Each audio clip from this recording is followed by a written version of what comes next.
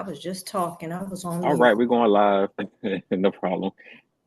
And we are hopefully about to be live on Instagram as well. If this, Oh, wow. we'll see. We'll see. I'm still trying to connect it.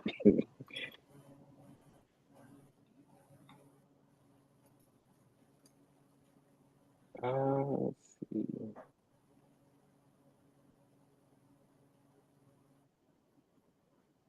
Yeah, it's a lot of things going live.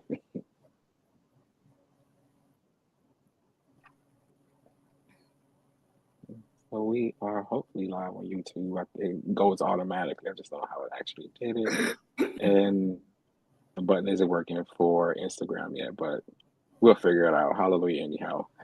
Welcome, everybody. Thank you all so much for joining us here tonight on CAG Chat. I'm your host, Sherman Hardy, joined by my co-host, Levon Reedy Thomas, and also with Tanya Wingfield. Uh, our other co-hosts are having some life challenges right now. That's Derek and Donna. So we're gonna keep them lifted, in their times. But we have a good episode tonight for you all. I want to go ahead and give you all the disclaimer first and say that where are we? Here we are.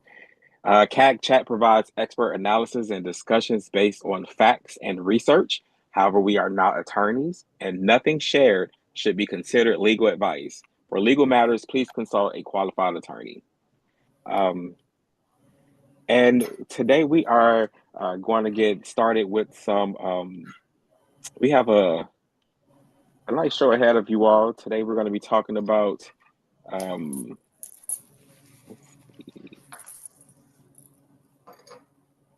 We're going to be talking to having our open mic tonight. Levon's going to take some time and she's going to discuss a few things. We're going to have legal updates with Tanya, and she has a lot to say because there's been a lot going on recently. And also, we have our chat with Caroline later on today. And I'm going to go ahead and pass it over to Levon. Levon. All right. Thank you, Sherman. Hey, everybody. We appreciate you joining us, whatever time or platform you are watching or listening to us on. We are grateful to you. So it has been on and popping since our last broadcast. A lot has been happening, and open mic's a little bit different tonight. First, I have a couple of announcements. National Night Out is coming up on August the 5th. If you're not familiar with that, that's when the police department partners with the county agencies and community leaders, and they host different events across the county. They start maybe as early as 5 o'clock and they go to as late as 8:30. And so wherever you live in your police district, you should be able to find out when your National Night Out is. You can also check with your council member's office. I live in Police District 5 and Council District 9. So our locations, we have a few locations. One is at the District 5 police station. One is in Dutch Village, which is in Upper Marlboro, and then the District 7 police station in Fort Washington is hosting. That's the 3 locations for District 9. So municipalities host National Night Out. The police stations host them. And sometimes Park and Planning has some with in conjunction with civic associations. Like I know Wilburn off of Addison Road has its own at Central High School. So just figure out who to contact or reach out to contact somebody, and you will see all of the National Night Out. And it's a good time. It's a good time. The other thing I wanted to bring your attention to, District 9 and Police District 5 residents, is that there will be a community walk tomorrow night, the 31st, and it's a meet and greet with County Executive Brave Boy, the new police chief, George Nader, and others. And so that will be at the District 5 Police Station, which the address is 6707 Groverton Drive, Clinton, Maryland. Now, this is what I have to say about these events that are always public safety events. District 9 is huge. It is the largest landmass district of all the districts. And so sometimes things are not necessarily fairly presented. So I'm starting a new saying that I live in the forgotten end of District 9 and District 5, Police District 5. I live near Route 4. So I'm going to extend a personal invitation tomorrow night, and I'm putting it out here live and in person to the police chief to host an event, maybe before it gets too cool outdoors, with the residents that live on this side of Brandywine and Clinton. Because it's like if you live past Clinton, you don't exist. So we want to change that vibe. And I think this is the perfect time to do that. The last thing I want to talk about that you guys were on fire with in the past week is the hiring of former council member Mel Franklin, who used to represent District 9. And then he became an at-large member. And last year he was charged with felony things relating to campaign finance matters. And at-large council member Calvin Hawkins decided to hire him as his chief of staff. And we went all in. There are a lot of opinions, differing opinions. And of course, we think that everybody has, of course, you have a right to express yourself. And I got a phone call from a reporter at Maryland Matters and went on record to address it. And what I said was, from a humane place, I understood that Mr. Franklin needed an income. He's a father. He has a college-age child and a younger child. He has some restitution that he has to address. But I'm not quite sure from a personal, professional, and political perspective if that's the best place for him to be. I mean, if you rob a bank and you do your time, as he did, nobody's disputing that he didn't do his time. Is the bank robber going to be given a job as a teller at the bank? No. And so Calvin Hawkins said he had the contrition to bring him in, whatever that means. I believe that, we have to look out for each other, and that's a good thing. But sometimes we have to exercise some judgment that may not necessarily feel good. You may have great intentions about helping someone, but we just, a lot of us just didn't feel like this was the right move. And so what I wanted to take away from this is how your voices are being heard. Do not be discouraged. Don't grow weary in well-doing. We are lighting fires under our elected people and those who work with them. Trust and believe things are happening. And the fact that Maryland Matters wanted to do this story, I hope that they are going to give more attention to what's happening in Prince George's County. That's not always from the voice of the elected folks, but from the people, because a policy without people is just paper. And we have to stop forgetting about the people. And that's my open mic for the night. Thank you very much. My basket is at the back. Awesome. Well, thank you so much. Hey, Donna. Donna has joined us too. Welcome, Donna. Thanks for stopping in. All right, Tanya, I will go ahead and pass it over to you so you can talk, give us the legal updates. We're going to talk with Tanya about legal updates right now. Okay. Well, I am glad to be back after dealing with COVID for a week, 2 weeks. Boy, it pretty had me down. And some of you may say, "Oh, I wish COVID would keep her mouth shut tonight," but it won't.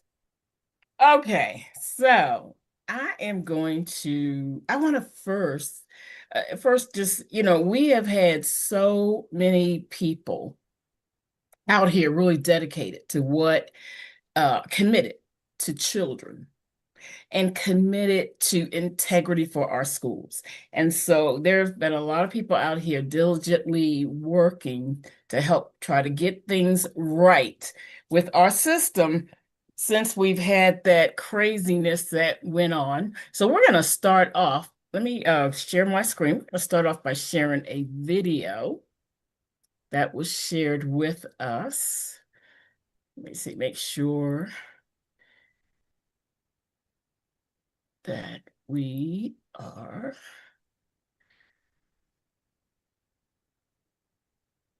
showing the sound. And Sherman, what was the other thing you told me I needed to make sure I did when I Text you. shared? Nothing. Just do what you're doing. I'll text you. Okay. Okay. Well, So, if you want everybody else to know, I told you to come back on screen when you're not sharing. oh, okay. Right. I see what you're saying. Yeah. So let me go ahead and do this. So I'll look like the little person inside of the window. Thank you, Sherman. Okay. So I want to first share with you a Oh video. yeah, I think you're sharing the wrong screen. Oh, I'm sharing the wrong screen. Yes, you are. Okay, dear. Let me see. That's Sherman keeps it straight. Actually, I don't think I was, but okay. Hold on. Let me do this then, because I didn't want to share my email window yet. Okay, so let me do that now.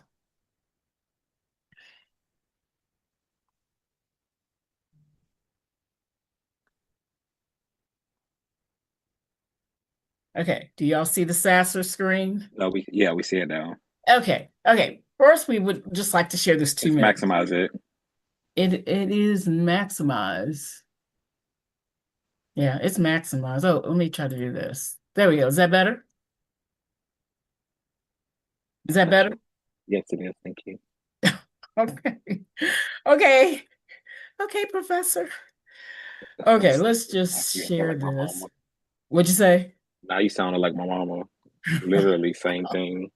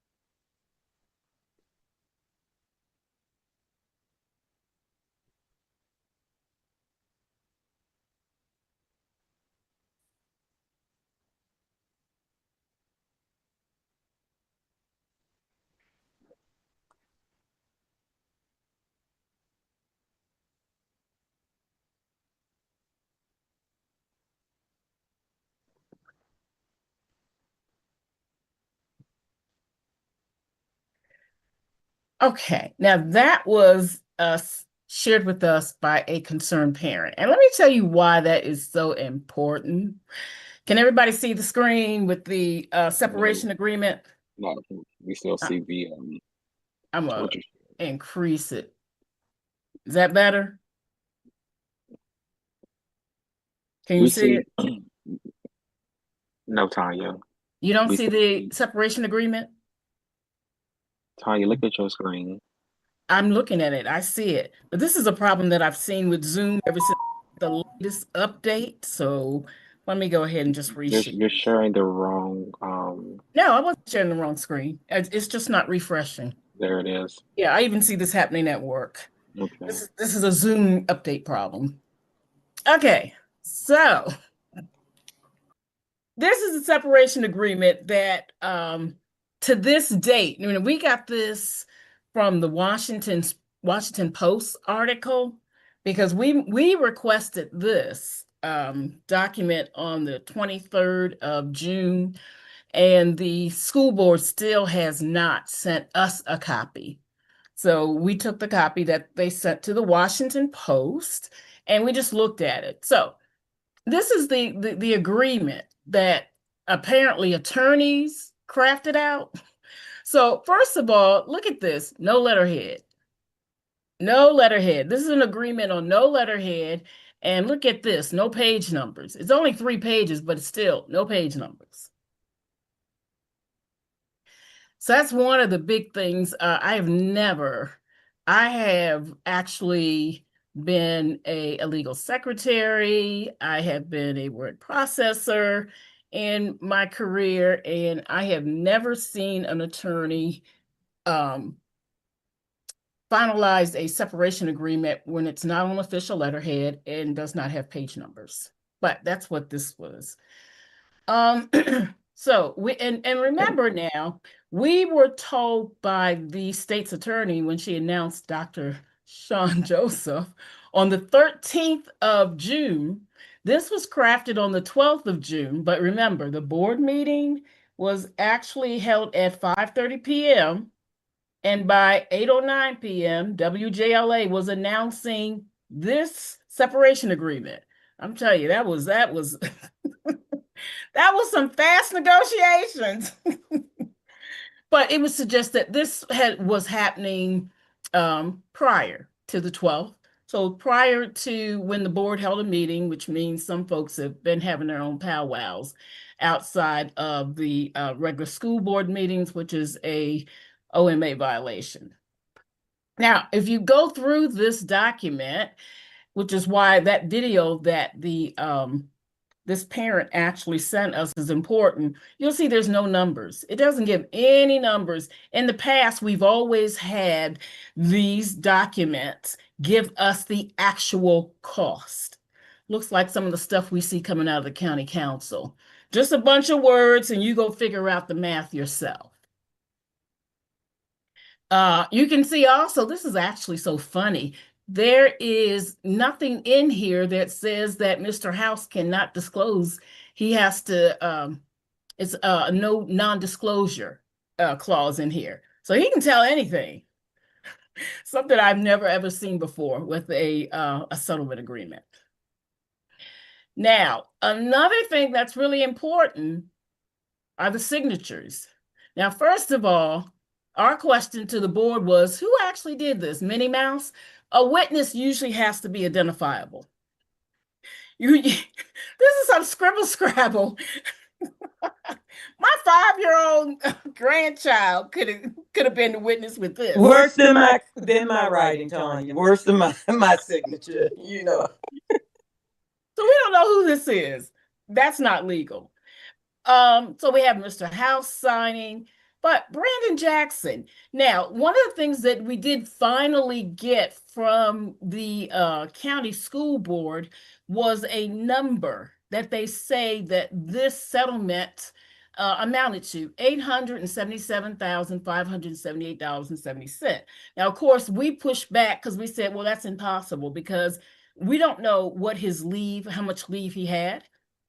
So, and you don't tell us how much leave he had, you just gave us a number.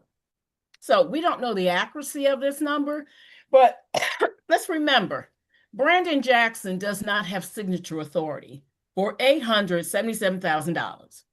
This piece of paper ain't worth toilet paper that you don't wipe your tail with. It is worthless. This is not a valid settlement agreement. It has not been, I mean, he doesn't, if you look at the board policy, start looking at board policy 0107 and 0108, Brandon Jackson committed fraud because he did not have the signature authority to sign this. This is not a valid agreement. So hopefully Mr. House hasn't spent that money because we want our money back. This is not a valid. And we have filed an appeal with the State Board of Education requesting our money back because this is not a valid settlement. There's nothing in here that showed that Brandon Jackson acted as he was being directed by the board. And maybe he was thinking about what I heard him once say, y'all will be proud of my administration. Light bulb, this is not your administration. You are one board member. You don't have this authority. So, but the other thing that is just glaring, where are the signatures of the attorneys? Can somebody find the attorneys? We asked for the attorneys that negotiated this. The state, the county board, Prince George's County Board of Education, still more than 30 days now since we've requested this information, have not disclosed this information. And we are well aware that there was an attorney representing Mr. House, and that attorney was compensated. So we want the name of that attorney. As the FBI says, you can tell us now before you get exposed. And we want to know the cost and who paid for this, because our school board, we have a deficit we're trying to close. So I wonder how this attorney was paid. We need to know, and we need to know who the attorneys were. Also, remember, Brandon Jackson said that we had a negotiating team. That's what he told Washington Post when they had a question about the attorneys. He said, talk to the negotiating team. Why didn't the negotiating team, why aren't they here as witnesses? Who is the negotiating team? Another Tanya, didn't you ask them who the negotiating team members were? I asked for either the negotiating team or the attorneys. Okay, well, I think the negotiating team should be public record too. I do too. Oh, it should be. It should have been public all along. So I mean, it's obvious they've been negotiating this for a while. This did not happen on June 12th. Come on, we are not stupid. This did not happen on June 12th within 2 hours. It didn't happen that way. And we know most of the time these board members come late, so they probably didn't even start at 5:30. But there's no address for Prince George's County. No official letterhead at all. No letterhead, no seal. That's what I was just about to ask. And no timestamp. You would think that the witness would actually have some an address. Usually, you have to have an address, absolutely, a phone number, or email. Nothing, just witness. And it's not even dated when they signed it. Most of the time, when you sign something, you have to date it. You initial every page showing that you read it. This looked like some little mom and pop. Girl, this looked this looks like the continuous. Like said, it looked like a fifth grader may have done this. This looks like the continuous group of criminals that have been doing this for a while. That's criminal block. Yes, indeed. It has all the smell of it, doesn't it? Yes, it does. You know, settlements with no disclosure of costs. We see that at the county council all the time. So now it's pouring over here into the school board. But I mean, so much about this is just comical. And to know that attorneys were involved is so they say. We don't see no signatures. I mean, some of the basics in contract law have just been violated. So that's why one of the reasons why that video is so important, because this shows all of this stuff was not done above board at all. One of the things that was another thing that was funny, it had in here that there was supposed to be a joint press conference with Mr. House. I didn't see him invited to no press conference talking about his separation. I didn't see that. Only person I saw was the state's attorney acting like the county executive. A union member from the transportation, 2 delegates, which I don't know why they're sitting up there smiling when something's being done illegal, and they're state legislators. They should have known this was illegal. And attorneys. And attorneys at that. Oh, yeah. Yeah, remember, I think one wants to run for state's attorney. Y'all remember that. So this is what is happening. So again, this is not a valid contract according to board policy. Brandon Jackson basically has committed fraud by signing this because he did not have signature authority. Yes, Mr. Jackson, you did. Go read the policy. Maybe if you had attended your classes that you were supposed to attend by law, you would have known this instead of trying to hobsnobbing around with the block. Well, Tanya, other board members have forged contracts and signed without the signature authority. They may think that this is a thing now. Well, that's why they're supposed to go to training. Well, that's true. So that doesn't happen anymore. Tanya? Yes. Somebody has already corrected you about that. What? So please, let's not open us up to any kind of lawsuit. Corrected about what? That they took training. They took training? Yeah, they did the training. Oh, well, it's not to the actual individual. No. Look, you produce it all. There is on the board site that some of them went to some training, not all of the training that is checked off. So if you want to tell me it happened, then you still were out of order because you didn't post it on the board page like the law says. Well, they had facts that they put out. They have facts. Facts that they put out. I am a citizen, and I go to look based on what the law tells me I can look, and I'm supposed to go to the board page, and I'm supposed to see all the classes that they attended, and it's not there. So right. I can really care less about what somebody says. I'm going by what the law says that they're supposed to do to prove it, and it was not there. So. Right. If they want to post it up there now, they can. But it wasn't up there when we checked all that out. Oh, they sent a picture. I could care less about them sending pictures. It's not posted where it should be. They could have just wrote that down and posted it. I could care less. Fake news. Yeah, they are supposed to. No, you, Tanya. They sent you the proof with the picture and, the whole shebang. Sherman, I could care less. I can send a picture and say I attended classes. If it's not where the law says it's supposed to be posted, I don't care what they say now. Okay. They saying a whole lot. We got more FAQs and slideshows. Yeah. Except we need it's to pay. So funny. Well, what's so funny? They always want to respond when we bring up something. Mm-hmm. When I went to the page like I'm supposed to and looked at it, there's some board members who have done it. And there are some board members who have not. They have not completed all of their training. So I don't care what they say. If you did it, post it where it should be, and we will never say another thing. Right. That's how you see. This is what gets to me about these board members. They want to cry foul when you bring something out, and then they want, well, I did it. Well, if you did it, then you should have had it posted where it was supposed to be. Right. That's like the fact that we were told that a financial analysis was done on Dr. Sean Joseph, and it came back that everything was clear. Well, we know that's not true.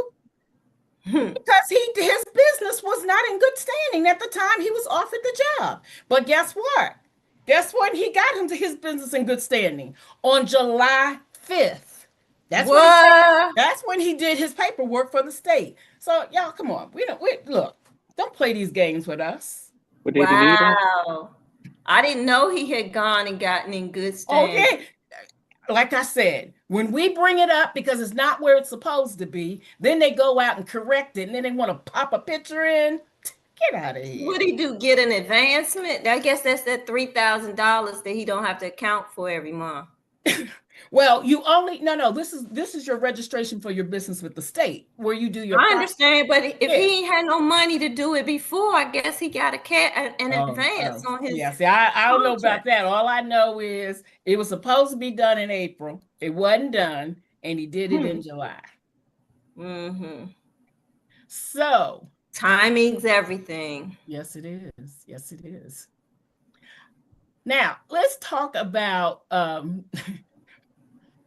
There was a post out on a Facebook page, and they were talking about, how African American students are in 2004, how the data showed how African American kids are in Prince George's County are performing better than their peers in other counties. Well, that speaks to the fact that Mr. House was continuing the continuity that was handed over to him from Dr. Monica Golson. We didn't lose any ground. I'm still trying to figure out, why is he gone if we were continuing down the right path post-COVID? So I'm just trying to understand all of this. Because what was the reason again? It was well, here's their FAQ. It was safety. Here's the FAQ. Let's take their FAQ. It was safety, yeah. The departure was a mutual agreement to separate the employment relationship between the board and the superintendent and Superintendent House. That's what they're claiming. Yeah. Well, yeah. The underlying reason it was about the contract. Apparently, he didn't want to come up off the money. And, the union was really pushing hard for the educators, and, he was putting his foot down. It was trying to, funnel the money to the administration, apparently. And then on top of that, come to find out, he ain't want to hire David Murray. Oh, no, that's not the actual. Yeah, he didn't want to hire David Murray. That's when no, wait, I'm sorry. Loose, I was told. That's not the official one. It was the educators, and it was, their safety. That was the reason why. Right. Teachers, it was mutually getting attacked in school, but we forget it was the progressive bloc of the board that said they didn't want SROs in schools. And when it was told to them what would happen, we see it happen. But not to get into the minutia on that part. That vote of no confidence, we will be bringing more information. We've gotten a lot of information, but we shared some already, where the board of directors for PGCEA actually told Donna Christie that she was supposed to retract that statement about the vote of no confidence, because that was not accurate. She was supposed to retract it, y'all, and didn't do it. We really need the teachers to step up on that with the deception. And that's why we said her deceptive lies. She knows good and well. And plus, the board should have known a vote of no confidence. I led a vote of no confidence against the superintendent, but it was made clear to me by board members who understood their job and their responsibility that was just one piece of information coming from the public, but it could not be the deciding factor for the employment of the superintendent. That's when you have mature people who understand their jobs. Well, can we get a vote of no confidence on her? Like, why is she still the president? What are they doing to I mean, I don't want to get off track, but well, she's elected, but from what we're telling, by her membership, but from what we have been told by members of the teachers union, they have to do it. They need 1,000 signatures. So for those of you out there that are not satisfied with her leadership, hey, start getting your signatures together. You only need 1,000. You got 8,000 members. So you only need 1,000 signatures to vote her out, to have her removed. She could get House fired on 57 votes. Right. 50. It's amazing to me how the rules don't work against them, but work against everybody else. Well, that's what happens when you are working in deception and you have people working in concert with you. And so that's or in cahoots. Let's say cahoots with you. Collusion. Exactly. But Are you let's supposed get to say it. allegedly? Also, Are you supposed to say allegedly? alleged being collusional. collusion. Now, they're saying that it was a mutual agreement.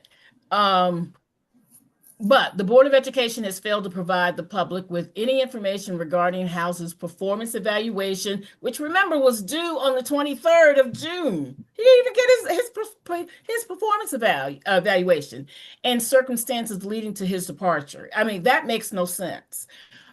Critical questions remain unanswered. Who was involved in negotiating the severance agreement? Well, we already looked at that, and we got, I don't know, we got witness.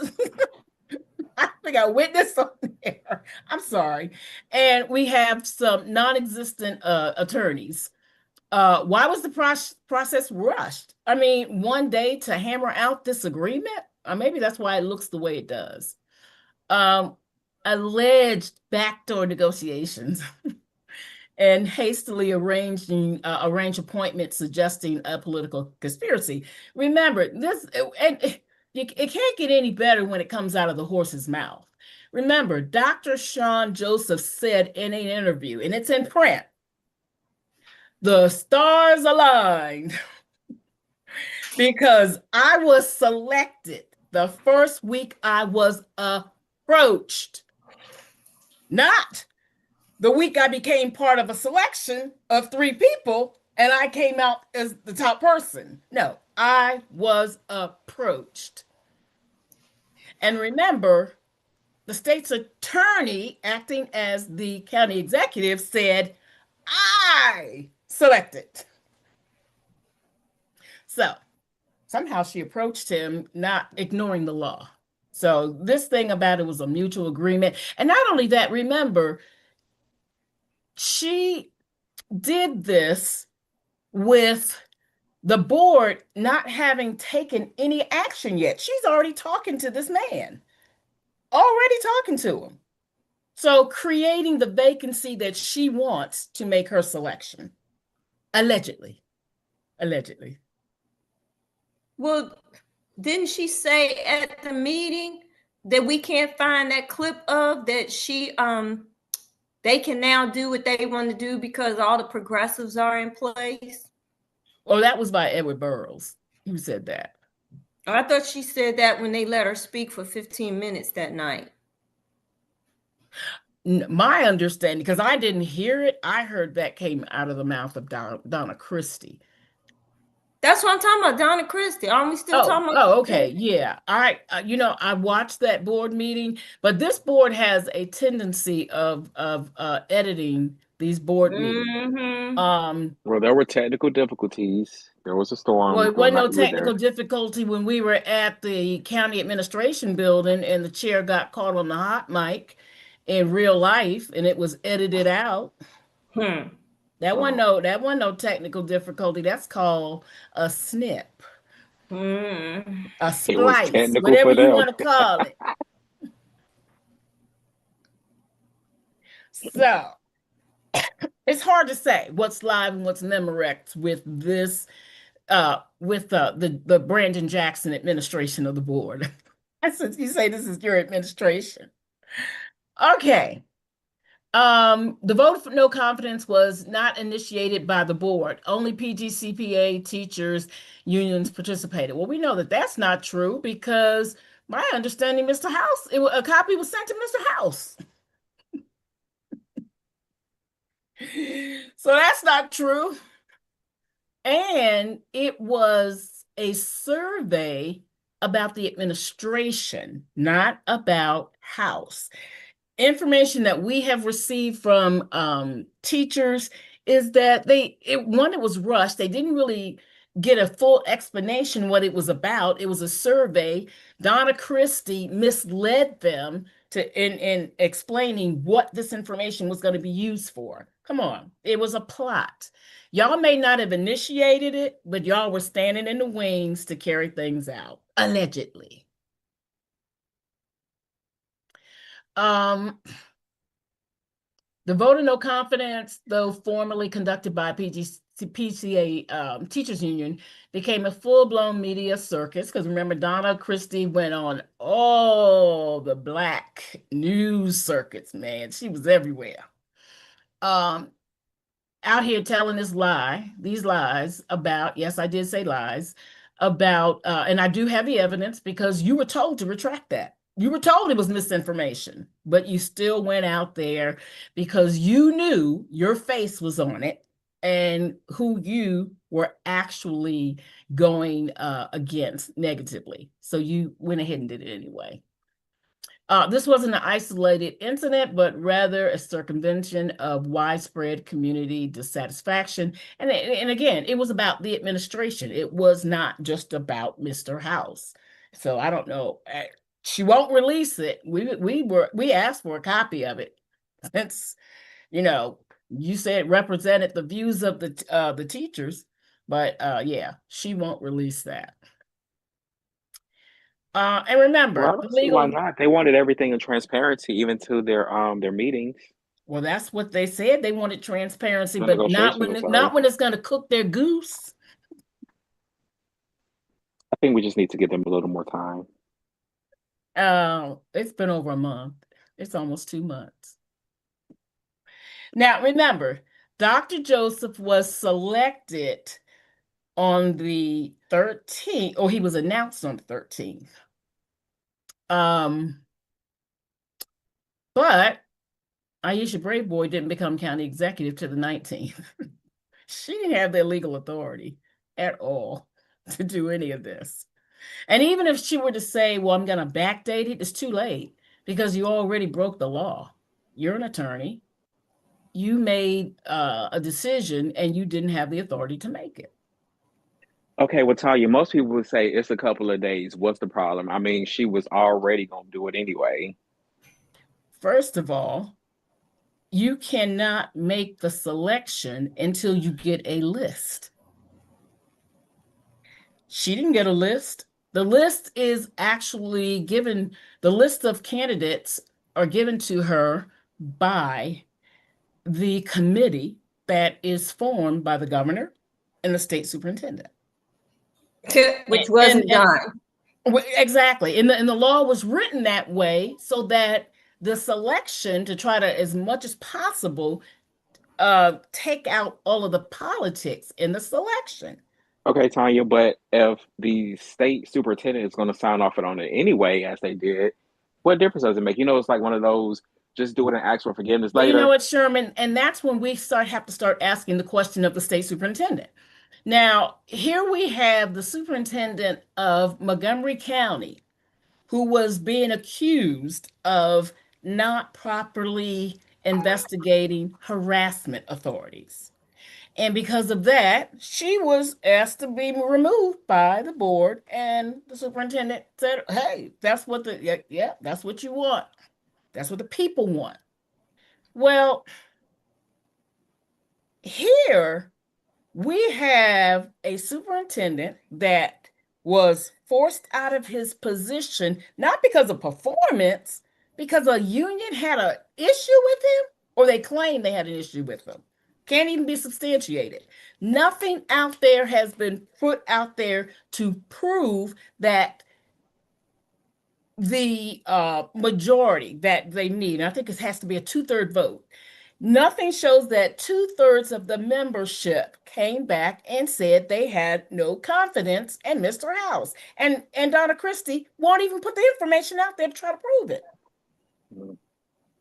So the state superintendent was aware of that. The state superintendent was aware of the controversies that we raised with Dr. Joseph. I mean, just like the parents said that they were upset that the superintendent wasn't investigating these sexual harassment and these other harassments, well, people here in Prince George's County were saying they were concerned that Dr. Joseph came with all this baggage. They were concerned with the way it appeared that Mr. House was pushed out. They What were about Mr. concerned, House? let me finish. They were concerned that board members violated the Openness Meeting Act to push this through. Well, we But were you also can't concerned hear about us as a Dr. House people? being harassed. You said what? We were concerned about House being harassed and threatened. And we actually asked for the state board to put some oversight in place so this wouldn't happen.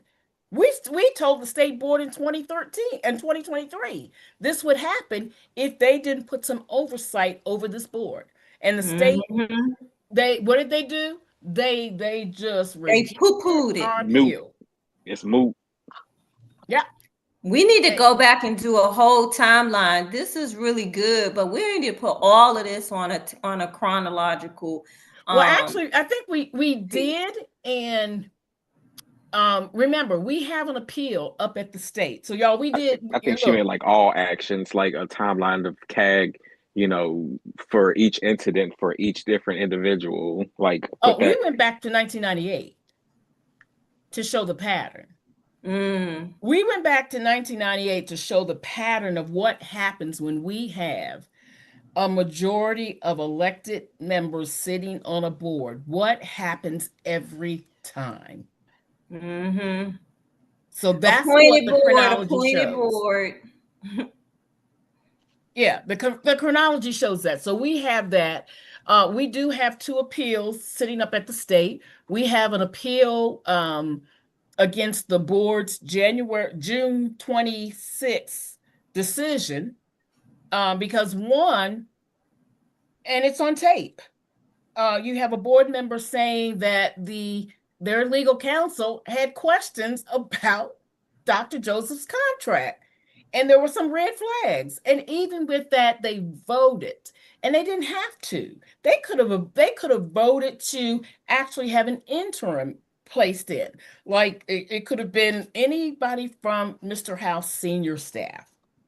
So there are people who are qualified to do it, who are already in the system. That didn't have to do a learning curve, and then you got to go get all these contracts. And we'll talk about that in a minute. Everything was already in motion, so they just said, we might as well go ahead and do away with it. Yeah, but start fresh. Everybody else department get a new head. The state superintendent is the gatekeeper. Her job is to make sure that when decisions are made at the local board, they are not illegal, they are not contrary to rational sense, and they are not arbitrary. That is her job. So my question is, does the state superintendent even watch these meetings to see the violations that are in play? Like, what's the responsibility of the state superintendent? If I were the boss person, so to speak, and I kept hearing complaints and seeing complaints about open meeting violations and people don't know Robert Rules of Order, and the parliamentarian isn't present, and the attorney is jacked up. Like, I would have to join and get online and watch for myself, or at least assign a staff person to go back and watch things. So that's one observation that I have. The other one is, on the night that they approved this contract, voted on this contract, was there even a discussion about the objections that were put on the floor? No, because remember, only 3 people gave comments, 2 abstained. Well, yeah, there were comments. Let me say that. Let me back that up. 2 actually gave comments, and that's why they abstained. That was Pamela Boozer Struthers and Robin Brown. And then we had Lolita Walker, who gave a dissertation yeah, we had red flags, but you're going to say we'll deal with the politics, but the politics are written in the contract. And you're going to say we'll deal with the politics on the back end? You're signing a contract. There's no back end to do it at that point. Yeah, I just noticed I just wanted to make sure that I didn't Only miss 3 it. people made comments. Right. But I just wanted to make sure that there had not been a discussion of the contract for the public to hear, but yet people were prepared to vote for the contract. Well, that was the other open meetings violation, and we did file something with the Office of the Attorney General for a open meeting violation because the contract was never given to the public. Matter of fact, remember, Robin Brown said that she had just gotten it maybe a few hours or maybe she said minutes ago. It was a very short time that she said she did not have time to really look it over. What are the consequences for open meetings act violation or open violation? Any business conducted at that meeting can be overturned. Oh. So we definitely we have filed a complaint with the Office of the Attorney General for a violation of the Opens Meeting Act because that contract was discussed at the board meeting, but it was not made public. So there was nothing in board docs on that until the next day. Oh, and don't forget, as we're talking about all this, Dr. Joseph came on board, and then his 100-day plan said that he was going to have all the staffing and everything done by July 1, and they only released it on June 30th. No, but not only that, do something in 24 hours. But not only that, remember, his contract wasn't effective until July 1st, and he came in firing people on June 27th. How you had time to assess the system? Right. Maybe, I heard one of the comments that was made in one of those parent meetings was that he couldn't answer some questions because he said he didn't really know. Well, maybe that's why you come into a place, you assess, and then you make a plan. You don't make a 100-day plan and then fire everybody and then say, oh, maybe I should have done some assessment. You have a PhD. Like a wrecking ball. Oh, wait a minute. You have a PhD. You know all about quantitative and qualitative studies and getting data so that decisions are data driven and they become the best decisions you can make. Right. I haven't sat in on any of those meetings yet. Why do that when you could just come in like a wrecking ball? That's what they want. Doji. Like I told somebody today, they posted something about passing a baton. I said some people set fires. Well, this was a wrecking ball because passing the torch. And I said some people are the torch. And now speaking of, okay, well, wait a minute, let me make sure I got through everything.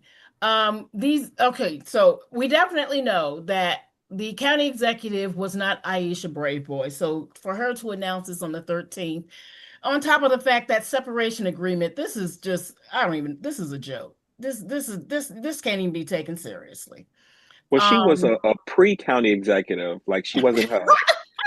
The charter does not acknowledge a pre or a elect. Yeah. There's nothing that says county executive elect in the law. It just doesn't say that.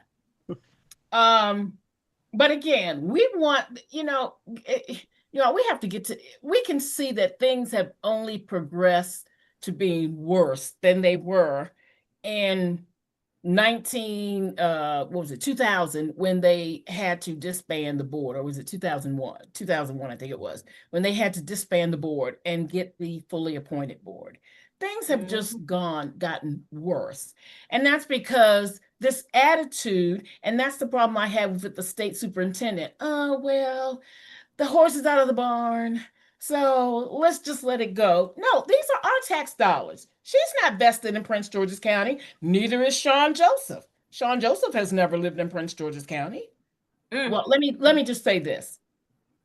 Everybody can do land record searches. They're public. That's public information. And so I did do a land record search.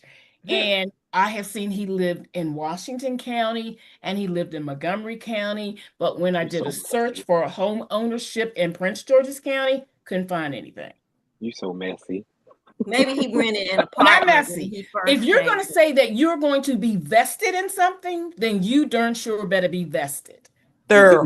Why does borders matter so much? Because Borders you matter know, because right now, based on his contract, we are sending a driver every day to Gaithersburg to pick him up and bring him to Prince George's County. okay, so While question. And while kids can't get picked up on time for school, he can get picked up on time every day with a driver and a security guard to come to Prince George's County. Well, Every let me day. ask you a and question. don't So, does the county people, those who are from here, do y'all want homegrown or do y'all want outsiders? Because I oh hear different tales of a Every story.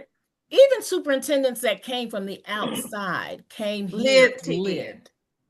Mm. And here's the other thing. So that's the Remember problem. The domicile, whatever happened, get an apartment in the county somewhere. Is what you're saying. My thing is we should not be driving to Gaithersburg every day, right. But bringing here's the him other here. here's On the top other of that, we're thing. paying his cable bill. We're paying Yeah. his internet. Here's the other thing. When you have a school board that decided they wanted to bring an MOU to the school construction contract because they wanted to ensure that residents were being hired to work on these projects, you can't be a hypocrite. Either we all gonna live here or we not gonna all live here. Exactly. Either Exactly. everybody can get a check or nobody get a check. Exactly. So That is. Do you know how much money can go into a classroom for transporting him from Gaithersburg to Prince the George County every gas, day? because he ain't in no little economy car. He got a big old truck, a big old GMC. I think is what they drive, either GMC or Chevrolet. And so you know what those things cost to put gas in. And I don't know how the drivers paid. Is the driver paid flat rate, salary, or are they hourly? So it's a lot. Like my thing is just stop being hypocrites and stop treating us like we idiots. We Do they hear what get paid like you the bus say. drivers? Right. We hear what you say, we see what you do. And when we call you out on it, like I'm ready to toss the word accountability because I feel like it's like that saying you said earlier, Sherman, it's better to ask for forgiveness than permission.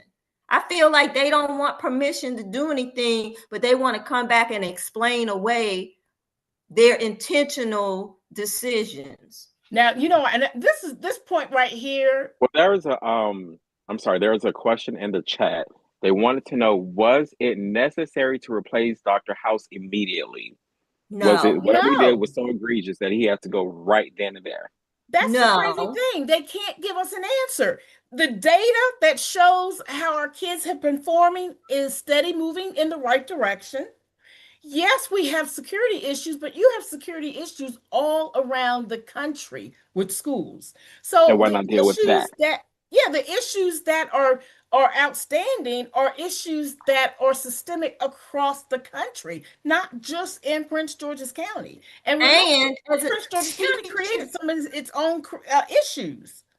right, as a teacher said to me today, this lenient conduct code of conduct they got Yes. is part of the issue that they have with behavior. The kids have no penalties. And I think it was then Delegate Aisha Braveboy who introduced or sponsored legislation to change the dropout without parental consent age. Right. And then other people advocated for the lenient laws because they wanted to have what's that thing called? The Kumbaya program. Oh, restorative justice and all that. Yeah, restorative justice. And so here are the consequences of all of that. When it's not proper, and it's not that restorative justice does not work, it just was not done properly here. And it's not House's fault. House came and inherited all of this stuff. He sure did. Because remember, it was the block that changed that code of conduct. Just like the block is changing. If you look at the board policies, well, it was Well, it no, was a they're push more changing than board just a board. blog. But wait a minute, hold up for a minute, Sherman. They're changing board policy now that gives them more power to be more administrative entities on the board than oversight Well, with all I these just want to committees. add, it was the board that, definitely signed off on it. I do remember there were tons of meetings that they were holding. There are some present council members who weren't board members, and some that who were, that advocated for this as well. Right. They ran on removing SROs. They said that it would make the schools safer, and the school to prison pipeline, and would overall, be better for the county. So and the residents. So that was the And let's reason talk why about the they were moving grading them. policy. Remember, it was a former board member, now council chair, who pushed to have grade pushed to have the grades lowered to a 2.0 GPA and still be able to play sports because kids were saying, "Oh, I'm just discouraged because that's all I got. And if you don't let me play sports, why do I come to school?" And Right. even when the qualified educator, Dr. Golson and her people put forth the true data as to why it should not. What did the board do? They did what they wanted to do. But now they want to cry about grading policies and low expectations for our kids. Y'all need to remember who put this stuff in place. The very people now who are crying that there are saviors to fix it. They broke it, and now they want to say that they can fix it. Sounds familiar, doesn't it? Um, let me hit this really quick. So, unauthorized actions before official approval. So remember, Dr. Sean Joseph, between June 27th and the 30th, he terminated just all of the people who came with House. He terminated. But remember, his contract wasn't approved until July 8th. So he was doing all of this stuff without authority. And what did the board do? Well, our board chair just sat up there and put pictures on everything you did and said, "Hey, we are one voice. We are working together." Oversight, not doing his fiduciary responsibility. No. Complying to doing things that were just illegal. That's the leadership that is guiding our board. And we're not supposed to say nothing. Right. That's not to say that everything we say is always expressed in a way that may dot every I and cross every T. But trust and believe, if we're commenting on it, it's because we see a red flag. Yeah, they claim that the county executive can select without naming 3 finalists. Well, that's not what the law says. So we ain't even gonna argue that. We ain't even debating that one. And again, why did But that's the county executive. She wasn't the county executive, so that throws that argument out the window. Oh, that too. Anyway. Yeah, she wasn't the county executive. Again, she was And the elect. Tara's been moved. So just like how they give the codes or the information to the incoming president, that's kind of like how the same thing. They was, yeah. No, just doesn't work that way. But here's the big thing is that they just have not released any information. There was, other than saying this vote of no confidence, and again, like I said, I did a vote of no confidence against a superintendent. And it was made clear, and this came through the PTA, this came through the county council PTA. It was made clear to us that that was just a piece of information.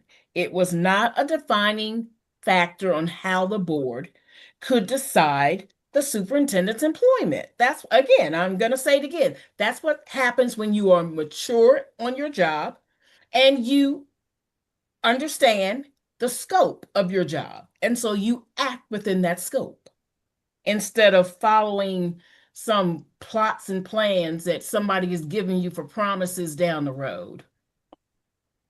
Allegedly. Well, I would say I am a member of a union as well.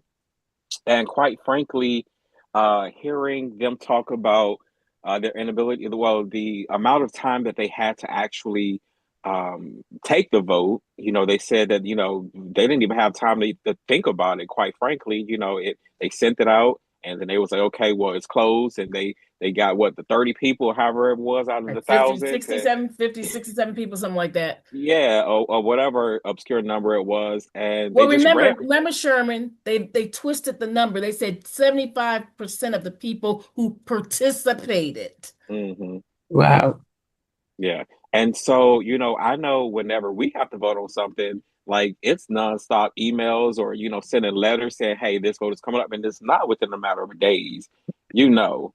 And so for the union to pull the wool, for the school board to not do their due diligence, or the Board of Education to not do their due diligence, and to take this matter seriously. I mean, they removed this guy with what, a meeting? Well, and not only that, okay, I'm going to At least to disclose the something. public. I'm going to disclose. I was able to obtain some information. Now, the board chair spoke to the superintendent on June 2nd and said, hey, I want to give you a heads up. The PGCEA going to vote. They think about taking a no confidence vote. And who is this? The board chair. So Yes, why who's is the board he? chair? Yeah, so why is he privy to that? Because it is. Why are they telling the board chair? Tanya, who's the board chair for those who don't know? Brandon Jackson. This was on June 2nd. Gave him a heads up. Hey, we'll give you a heads up, man. Fighting I mean, incompetent criminals. That's all I can say. Incompetent criminals. So let's look at this contract really quick. This rushed contract. This contract that board members had less than 24 hours to review. 6 board members voted in the affirmative to approve this $511,000 contract, and that's this is all we can really be able to calculate, because there's other things in this contract that we really can't calculate, like how much are we contributing to his retirement, how much are we contributing to there's some other things that are just kind of when we're going to be paying him all this leave. I mean, this is for 12 months. Right. I don't see how he gets the same kind of contract as an outgoing superintendent for an interim position. It just stinks. He sure does. Oh, and remember, none of this money is tied to any performance metrics. He doesn't have to perform. Oh, exactly. He collect money. They don't even have time to even evaluate if he performed. He'll be out the door. There are no performance metrics tied to this money. But I can't get a job. Fund for him. Well, it's only a year. It's an intern. So, I mean, what's to really...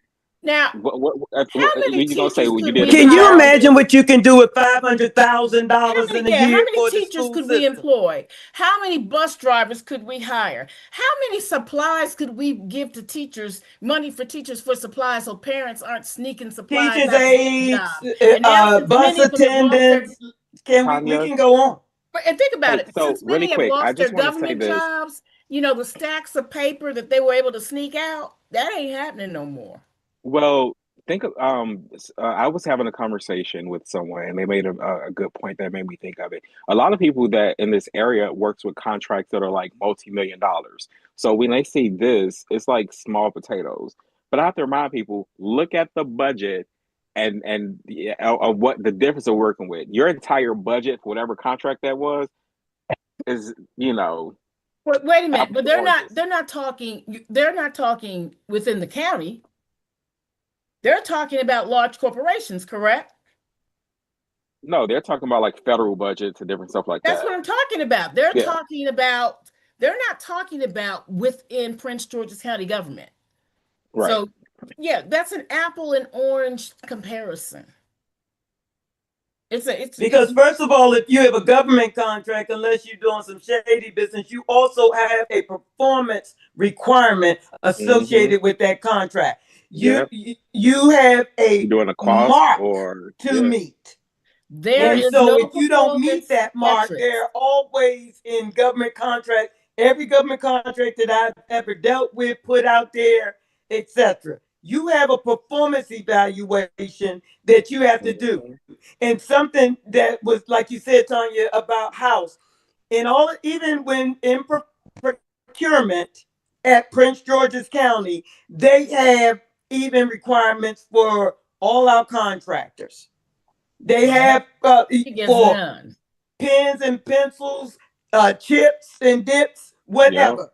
There is a performance requirement for the end of that contract. Not here. Mm-hmm. All he got to do is show up, hop in that car, be driven With your driver. from Gaithersburg to Prince George's County, and he can collect his money. I tell you, boy, this is true monopoly money.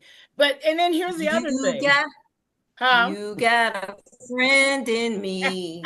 You got a friend Really? in me. But y'all remember again, we're taking his words in his interview that he said. He said, well, at the end of this thing, I got a job waiting for me. And then he said, if this doesn't work out, I got a job waiting for me. And that's because the way this contract is written, if he feels that it's too much pressure from the public and it looks like he won't be successful, he can say, I quit. And they have to pay him. And I think they have to Well, pay not only him that, he still gets to work his regular job. Not his regular job. I'm sorry. his His his business. consulting business. That's Yeah. why he Yeah, got now that. that's a That's why problem. he got that sucker in good standing. So he can do it legally. So he can Because he get a wasn't doing it contract. legally prior to that. But he can leave, and the way his contract is written, I think it's either 2 or 6 months of his contract that we have to pay him out. If he says, oh, y'all just don't put too much pressure on me, I'm gone, he still gets paid. Wow. But I can't get look, a job.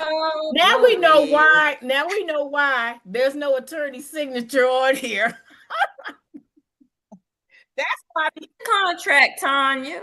Do we have a copy of his contract? But I'm saying now we know why that there's. Well, we haven't gotten the permanent contract back. We only have the temporary. But now we know why attorneys don't sign agreements around here from the board because of things like this that we keep seeing. Because it just don't make no sense. They don't want nobody to know they're part of that. But yeah, so this was rushed through. 6 people voted for it. Y'all need to remember those board members, especially those that are coming up for re-election. That's 6 out of what, Tanya? It was 6 out of 8 that were present because Dr. Tiffany Anderford was not there.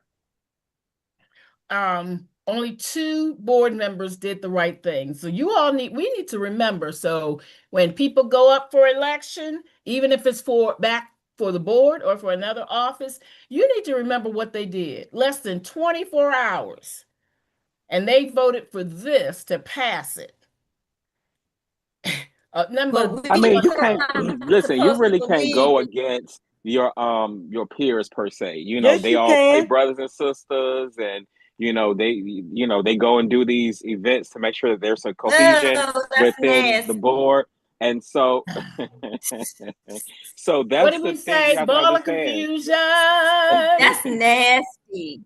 Listen, the unity that they're trying to bring right now, that's what we have to worry about. It's the unity that they're trying to bring. And if you go against the friend, you out of the circle. You out of the friends, the group, the group chat. Well, I sat in in procurement, and there were several times where I refused to sign an illegal contract, a steered contract, an altered contract. Why would you do that? Why would you not do that? Well, I had something that wasn't really known, and I wasn't afraid of being fired because I followed the rules. Oh, I wasn't going to jail for nobody. But don't you know they don't like people go to jail. They go to another office. They don't like people you got a point. Maybe if I'd done it and got caught, I wouldn't have gone to jail, but I ain't trust that system. Oh, you would have gone to jail I because you know I wasn't the would have. right kind Yeah, of you would. I criminal. know. Donna would have been the fall person. Okay, y'all. Yeah, they would have sent Let me you to give you these jail. last two things that we got. So y'all know that we are on it. We are serious. Citizens for Accountability and Governance. We are serious. And we want to thank the citizens that join us in trying to hold people accountable. Now, one of the things that we did different when we filed our appeal, because in the past, when we filed our appeal, we went through the regular process of letting Jackie LaFriandra and Michelle Phillip be the ones to only know we had filed the appeal. And it just didn't seem right about why we couldn't understand why is it that when they come back with something totally different than what we said. So after seeing what Michelle Phillips did to warn David Murray when he was about to be thrown off the board about he was in danger of not replying, and then there would be a default judgment against him. So after seeing that, we said, you know what? We're not going to just let these two women know anymore. We're going to notify the entire board. And so that's what we did. We made sure the entire board knew that we had filed this complaint because trying to do it the regular way is out the door. We're just not, we can't trust these two to receive this information and disseminate it properly to the board. Absolutely. Plus, we had on the board who seemed like he was the protector of the block. Mr. Clarence Crawford seemed like he just denied everything. Couple times we got our denials with only his signature, no other board member. And he was the one that denied David Murray's thing. I can't even remember. Oh, he said it was moot because David Murray had resigned. That's what it was. Even though he got away with taking $10,000 from us, and then House gets harassed because he doesn't hire him back into the school system because he's no longer in Missouri. He should do what he's told. I know. That's what happened. Now Let's see if he gets on the county council. No, let's see if Joseph hires him. Because he did say that he's got some more appointments that he's got to make. He's showing the same track record that he did in Tennessee, bringing along his whole crew and then making questionable appointments. So let's get down to these last three things. So we have filed. Two. Oh, I'm sorry, it was three. I'm so I can't count sometimes. So we did file this with the State Board of Education. So right now, a year point. I can't hear you. What'd you say? Oh, okay. I'm sorry, I didn't hear you. So what we did file was an appeal, and it's an appeal of the. I coughed. Sorry. Oh, okay. It's an appeal of the local board's decision to go ahead and move forward with Dr. Joseph's contract based on them not following the law and other irregularities that they did to, including the state's attorney selecting him. And so basically, this is the process that they have set in. Now, one of the things is a little different. This seems like it's a little on an expedited track. We haven't seen them do it like this before. But right now, instead of, because usually they do like 30 days for more information to be received, but they're not doing that this way, and that's fine with us. So the local board has to respond to this by August the 18th. And then we will respond by September 2nd based on what they respond. And the local board gets one more time to respond by September 12th. And then the board makes a decision. So that's one of the things that we filed. The other appeal that we filed, we asked for either an appeal or a declaratory judgment based on what the state superintendent did. Being that the state superintendent is the gatekeeper of making sure laws are followed or permanent is put in place. And Dr. Carrie Wright ignored all of the red flags that citizens have sent to her. And we need to understand why, because it makes no sense. She knows good and well that they did not form a committee. She and Westmore did not form a committee to do a selection for a superintendent. Because usually if you think about how we've selected interims in the past, the board, and I remember because when we wanted to have Dr. Height, to be named as the interim after Dr. Dacey left, that was a board's decision, and we wrote letters of recommendation and in support for Dr. Height. So it was a board decision because it was within the administration. When it goes out and there's a search, the law is clear what is supposed to happen. There has to be a committee because you have to keep the political process or the politics out of it. And because it has to remain nonpartisan. That's why the state superintendent and the governor forms a committee. They do a search, this committee, and they bring the selection to the county executive. The county executive doesn't do a search, but you did hear Aisha said, my team, my team, my team, my team did it. So again, it was outside of the law. And so because of that, we filed our appeal of the state superintendent approving this, knowing the law was violated. And so with this, there will be we're asking for a declaratory ruling. Anybody that wants to join us on this, we have until August the 18th, where you can submit any evidence that you may have. You can if you want to join us, you can submit your support to the state board saying you want to join in this appeal action, and then we will go forward from there. Now, we will post the information on our Facebook page if you are interested in actually being a part of this. And you can see, here's the email address where you would send that information. But again, we will make sure that that's on our Facebook page. Last thing is the organization chart that Dr. Joseph has. And I thought I had that with me, but I don't have it up. But it's one in particular. Dr. Ron Watson was selected as his senior advisor.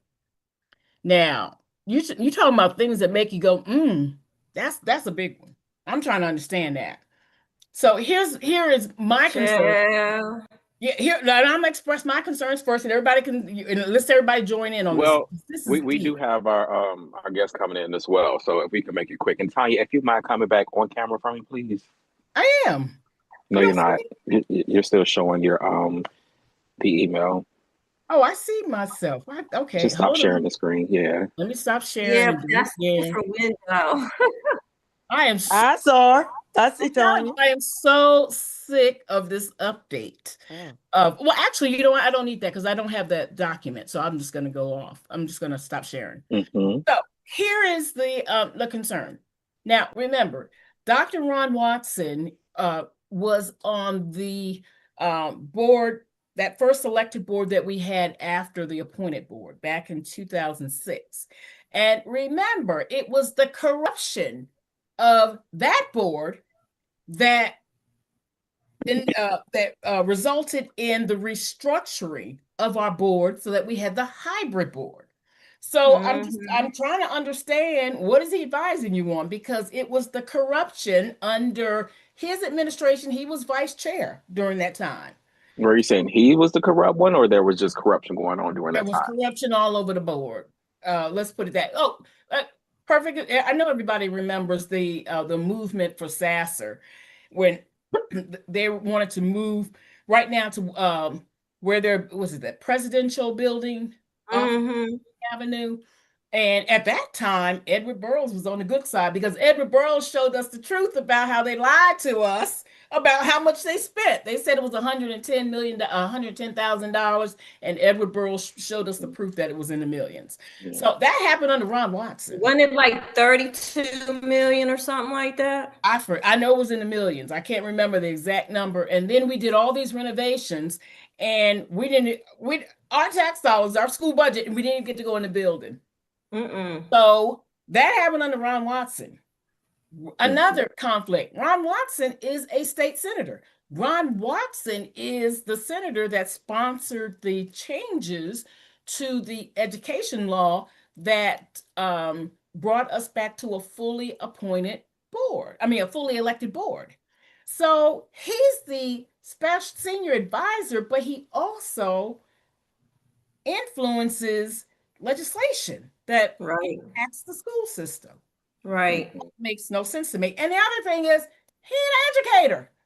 Right. He's in education. See, that's how they fool us. They say they're doctors, and everybody say, oh, he must be in education. No, his PhD is in technology. Yeah. All right, Tanya. Well, thank you so much for providing that legal update. Our guest is here. Last thing. So it makes no, and the last thing is this.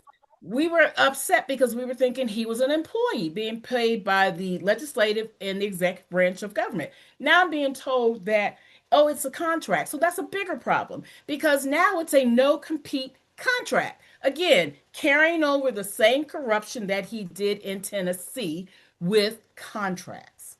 Okay, take it away, Sherman. No problem. Well, that was a very important discussion and conversation, and I hope that the community is paying attention to what's being done with your tax dollars. And again, we have to stop letting these people play in our face because there was nothing about that timeline that was legal, and that's just point blank simple. Caroline, thank you so much for joining us today. Hey, thank you for having me. Good. Good evening, everybody. Yes, we definitely wanted to get you back. Right. And so Tanya got a voice back, and we definitely wanted to have you. And we didn't know you was going to be here so soon, but I appreciate you for, making that attempt to come back on. The first thing I really want to ask you, do you have something you want to say, or, can we just jump into it? It's up to you. We can jump into it. Okay. Well, the first question that I have for you, Caroline, is why are you invested in Prince George's County? Either is it what is it that's keeping you here, or speaking up about these issues that are going on here? Sure. So again, my family moved to Prince George's County, Mitchellville in 1999, specifically the Fox Lake community on off of Lotsford Road 202. And I think there's been some confusion. What is my connection to Prince George's County? But I will say, I don't think residency or a bloodline in Prince George's County matters for me to state the facts, challenges that need to be corrected in Prince George's County. So I will say that maybe not so much of my family, but there are people, I still have connections to Prince George's County, and there are people that I still love and care about in Prince George's County. And a little bit to how Isha Ray said this, she wants everyone Black to win. I care about Black communities, and particularly Black communities that are adjacent to my hometown, Washington, D.C. I will say over the last maybe month, it seems that I've been talking about Prince George's County for quite a while, but I think over the last month, some of my thoughts and perspectives that I shared, and I'll also put an element there, sharing these thoughts and perspectives on Prince George's County, having the conversations that other people may have not wanted to have, having the conversations that people see as controversy.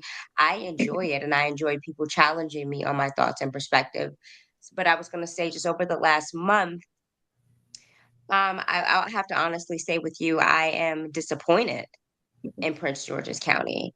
I think that right now in Prince George's County, it is becoming the cliche and crutch to solely blame the Black leadership and their lack of action. It's easy, it's convenient, and it's lazy. And we need to state facts that 14%, I understand you all said 20, but the data that I have says 14% of Prince George's County's entire voter population came out to participate in the June 2025 election for its county executive. And that is the person that is the decision maker over public safety, housing, hospitals, and schools in their communities. And I don't have any data on this, but I'm pretty confident that if I could find it, more Prince George's County residents participated in that nonsense DEI Target boycott than they did for the person that's overseeing public safety, the welfare of their children, housing, and transportation in their community. So I just want to affirmatively say I'm disappointed more in the people of Prince George's County than I am disappointed in the politicians of Prince George's County. Now, Mm-hmm. you said something, and I definitely want to go back to this. Is what Issa, said, and we all famously said now we support everything black, everybody black. Does that include Byron Donalds and Tim Scotts and and I'm not just don't want to name conservative black Republicans, but for the like minds of even the MAGA people who are African American, or do we still support them as black people, or trailblazers, or is it? Well, I think two things there. I do think that with what Issa said, I think that in the Black community across socioeconomic and educational levels, we blindly apply that. We think that we have to have loyalty because Black is there, and we don't go beyond the surface to see what else Mm-hmm. that Black means. And then I'll also put that with, as soon as we hear someone Black, like the brother in Florida that you're mentioning, or Tim Scott, not a fan of him, as soon as we hear Black and conservative, our ears close because Tim Scott is not 100% asshole. The brother in Florida, say his name for me. I like him a lot. It's Byron Donalds. Byron Donald, he's not 100% asshole either. And they do have layers of ideas and wisdom that could be applicable to fixing up the effed up problems in Prince George's County as well. So you get what I'm saying? There's two ways I hate it. I think sometimes when we hear Black, yes, we're going to support them and we need to support our people and not keep them down. And as soon as we hear Black conservative, our ears close Mhm. and not realize that there may be a median where some things can be beneficial, or that person, even with the title of Black conservative, could be exactly what a community in Florida or a community in Maryland needs. And I am going to say it right now. The only thing that is going to save Prince George's County, first of all, the people are not going to save themselves. Y'all can file what you want, do what you want. I don't know what's in the water in Prince George's County, but they're not going to save themselves.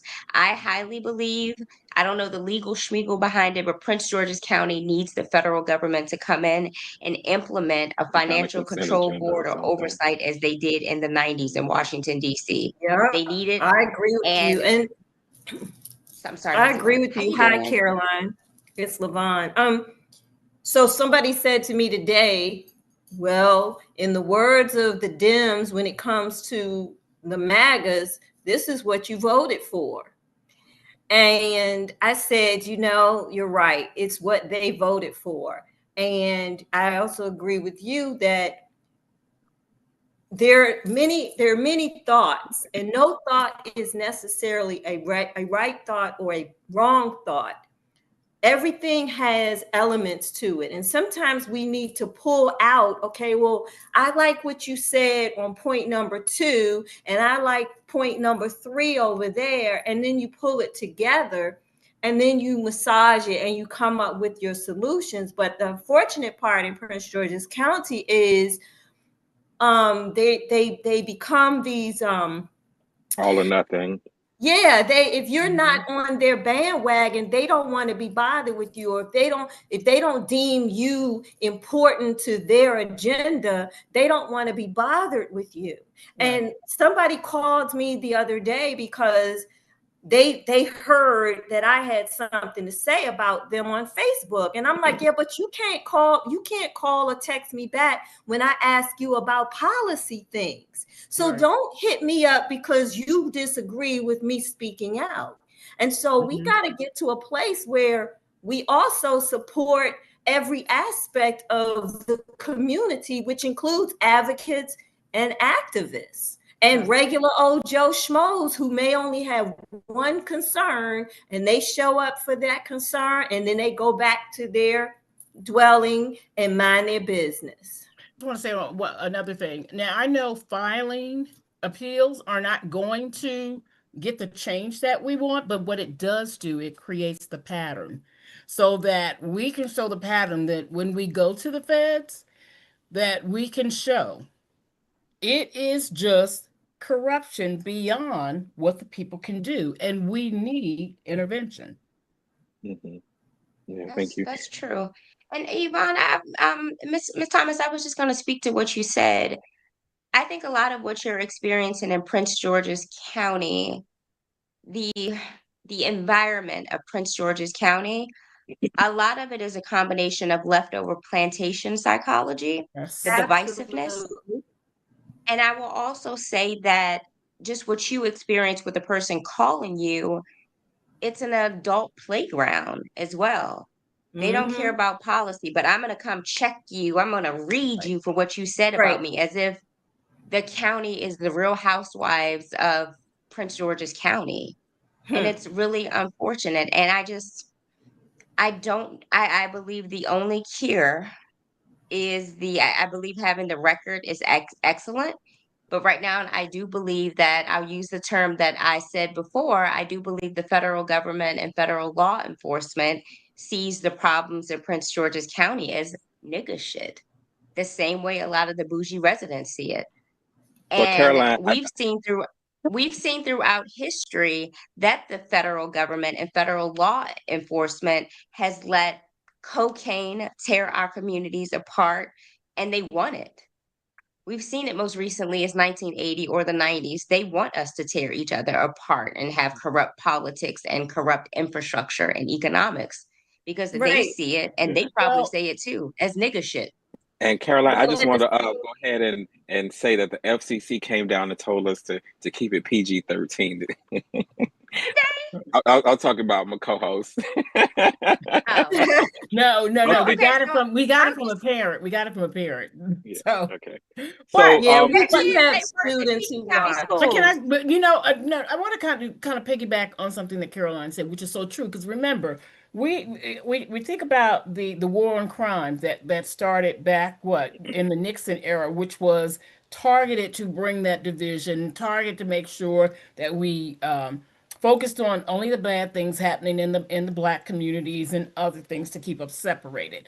And then also here in Prince George's County, this slave master paradigm that continues with that slave mentality of, I mean, to hear Black elected officials say to other people, sit and wait your time.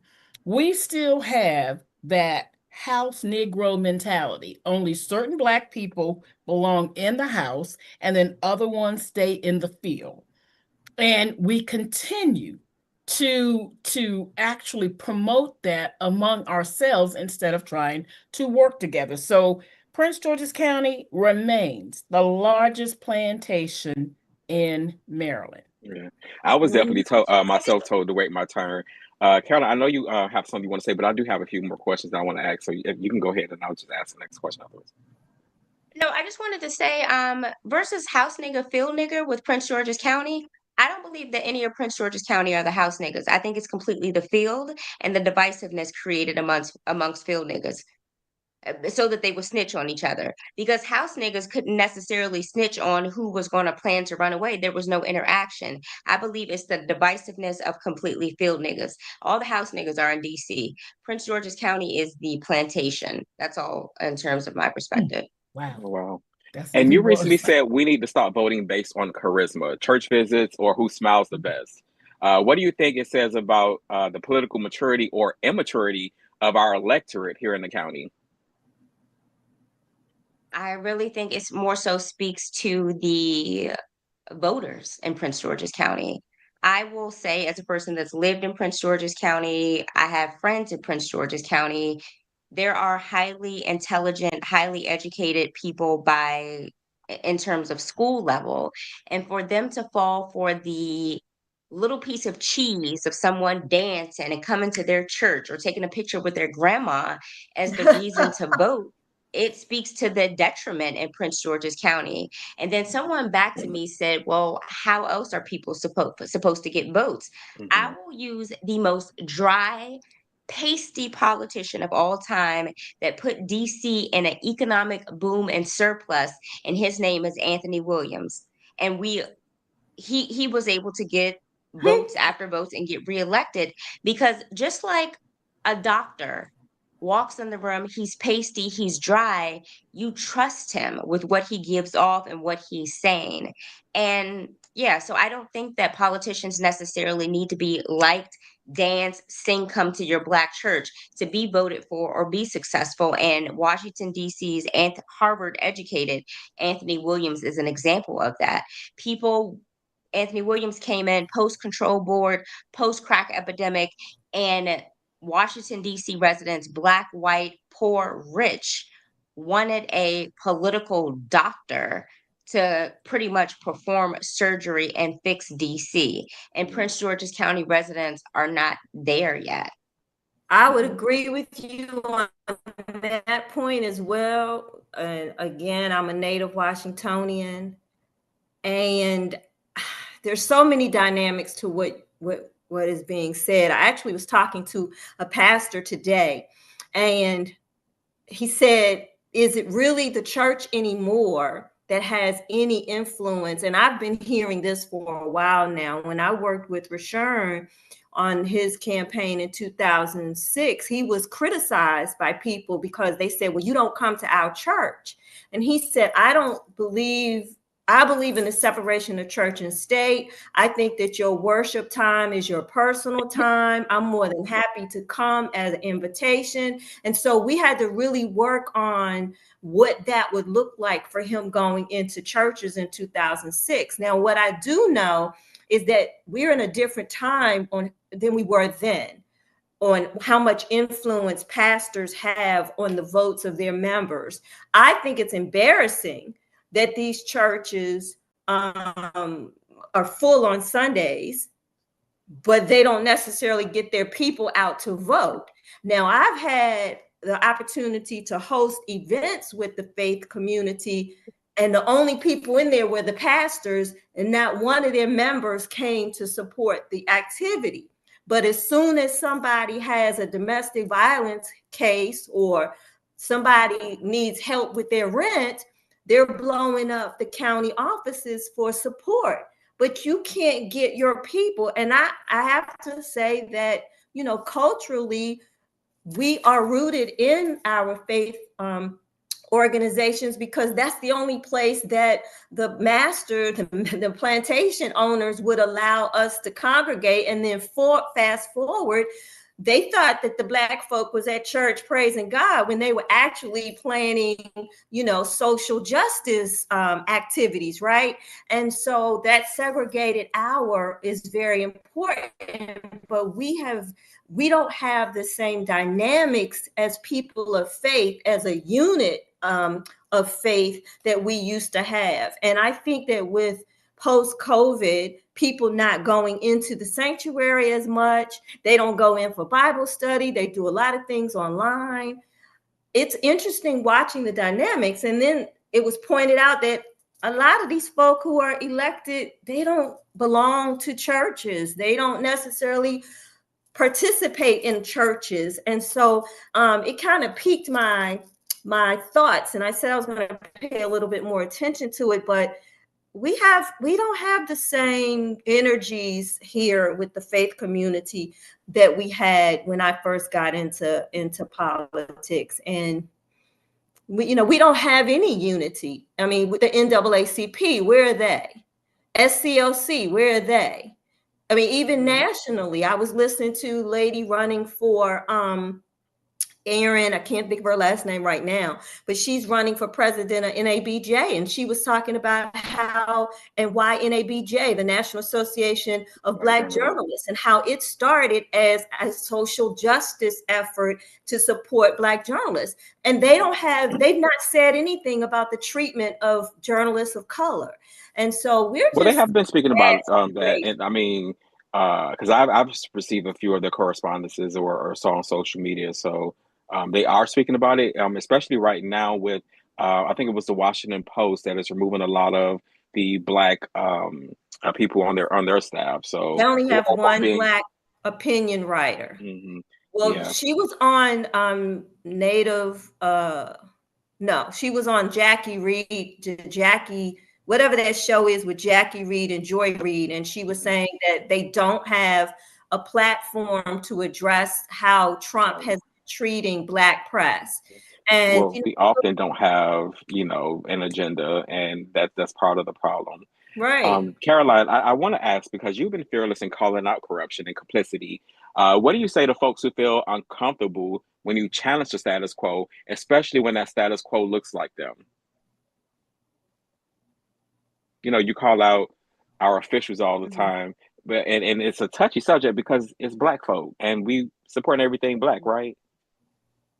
Sure, but I will say for anyone that feels uncomfortable, especially if you are employed or even employed in a direct or contractor position, do not be hold back. I would say continue to feel uncomfortable. You're supposed to feel uncomfortable. I will tell you firsthand, I know these people personally and a little professionally, and I know that they're retaliatory. I know that they're malicious. So if you are a person that wants to speak about corruption in Prince George's County government, and you are employed with Prince George's County government directly or in a contractor role, the private sector company you work for gets contracts with Prince George's County, I would highly advise for your job security, to take care of your family, you do not speak out. On the other side of that, people who are uncomfortable, I think that that word should be replaced with lazy. I believe uncomfortable is a front and a cover story for people to say, "Oh, I'm uncomfortable becoming involved with changing people again who are over public safety, education, and healthcare in my community." So anyone outside of the only people that should be uncomfortable and reasonably so are people that are employed with Prince George's County government. Other people who are saying they're uncomfortable, I think that is the Prince George's County Morse code for lazy. Mhm. Well, I do want to say there are whistleblower protections. So, for those who are afraid, you don't think that, no, I guess we do have a No, whistleblower on here as well. Yes, So, because in we Prince do have George's County, when you try to file a whistleblower complaint, they say they have a whistleblower organization, but then they say you have to determine. So with Prince George's County, you have to identify the exact amount of federal funds that they get that are impacted. That's the question they ask you. What difference does it make if they're getting $1 million or 500,000?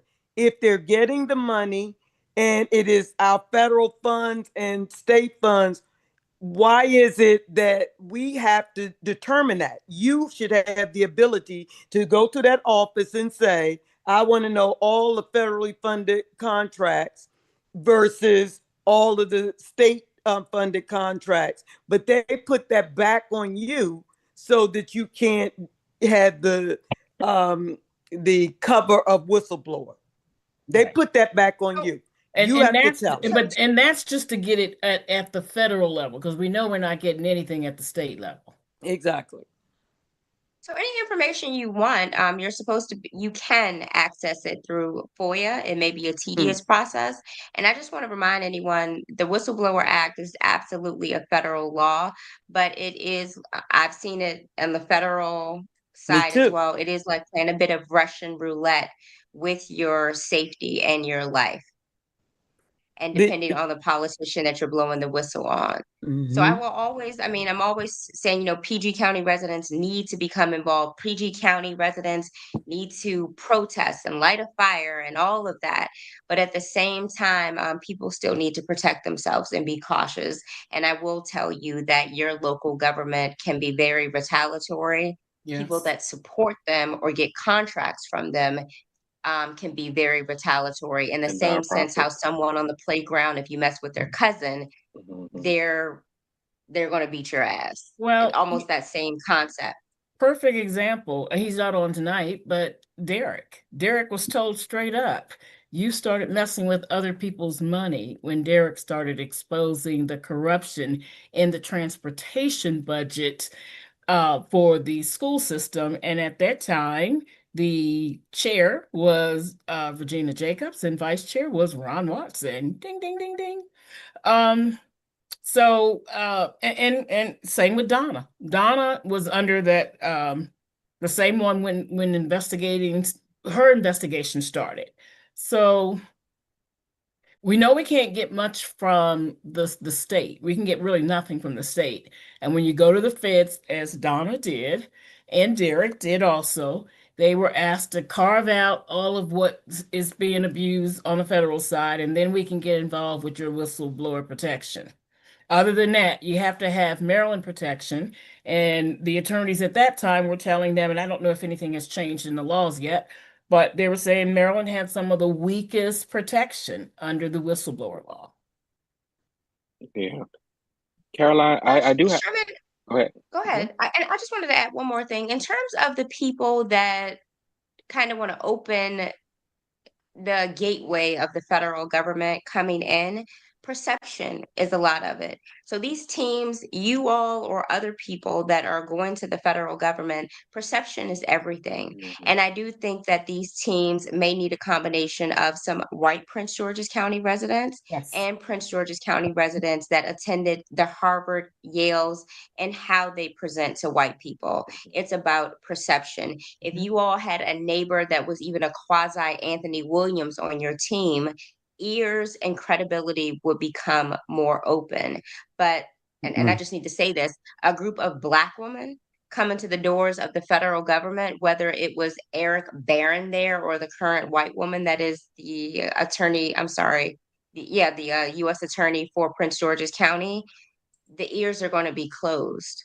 So I really think that people need to strategize and think about who is going to be the mascot and what is our team going Like to with look Rosa like Parks. so that we Yes. will be acceptable and let on the porch of the big house to be heard.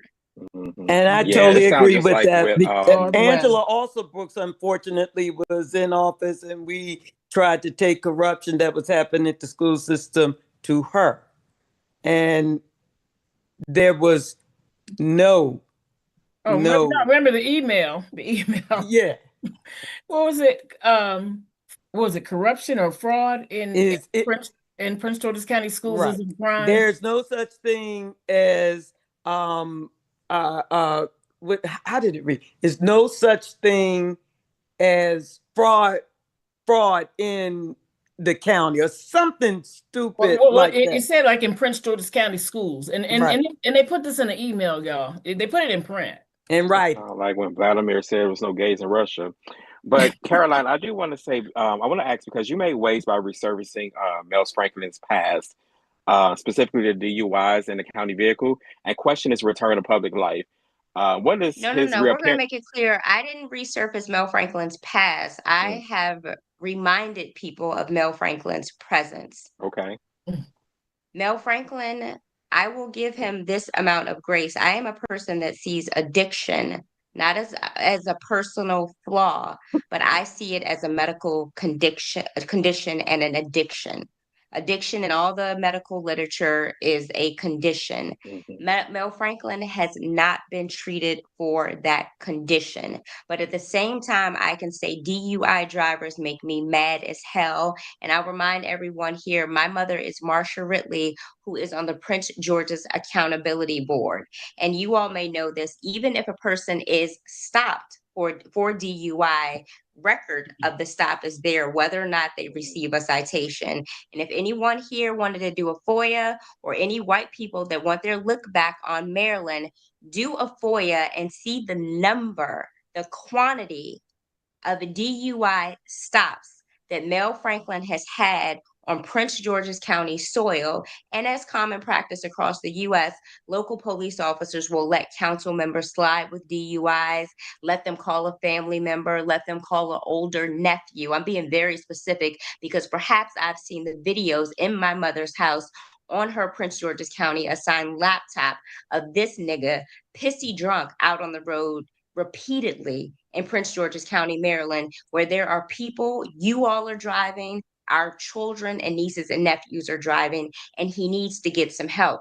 And for the audacity of, I won't use the N word again, of another nooka, Calvin Hawkins, to appoint this man as chief of staff with $153,000, he has wrecked multiple county vehicles. Multiple, more than the ones that we know about. But the audacity of this convict to appoint another convict with Prince George's County's tax money, I'm mad as hell. I have a disdain for DUI drivers. I have a disdain for what happens to people and how they can become incapacitated for the rest of their lives for DUI drivers. And more of my disdain is because Mel Franklin, at $153,000 with private health insurance of the Prince George's County government, can get the help that he need, and he won't. And my second layer of disdain is, I know everyone thinks I'm a Trump supporter. I don't know where that comes from. Mel Franklin stays on Trump's ass like white on rice, but has never admonished the behavior of Calvin, sexual harassment, and armed robbery, or Mel Are you Franklin's saying behavior. the governor, or are you saying, is that who you're referring to? I'm sorry, I meant to say Westmore. I meant to say Yeah. Westmore, who's the Alpha Phi Alpha fraternity brother of Mel Franklin, has never admonished his behavior. Or if people want to say, well, maybe he doesn't know about all the DUIs, he didn't admonish the felony theft or perjury charges just from last year. Yeah. We're definitely going And to this get is to. within his state where he is a stakeholder. Mhm. We're going to get to And the he governor has in a this minute. obsession with staying on Trump's ass like white on rice. And it's almost becoming a little creepy. Mhm. Yeah, we're going to get to the governor in a minute, but because you also make powerful points when you um, point out about people demanding answers from you or private citizens with a phone in their platform for free. And yet we often let six-figure elected officials off the hook. And why do you think that dynamic exists? Because everybody always say, well, what are you going to do about it? Or, but we did that. We elected them, right? Is Right. Let me make that clear again here. I do not give out free social justice political lap dances. You all have 14% of you came out to vote. I sit here, have conversations. I will cite the problem because that's what I want to do. But you're not about to get free solutions and answers from me when you have people that you elected in office making six figures, and people are demanding that I give answers instantaneously, but won't put that same pressure on their elected officials. And that is a manifestation of the word that I mentioned early: laziness, convenience, entitlement, and a little bit of delusion to think that. I mean, people are like, well, what do we need to do? What do we need to do? Your council member's office is open, that you're paying for the lights, electricity, and staffing is open every day. Go crafts there. and the parties and everything Yeah. else.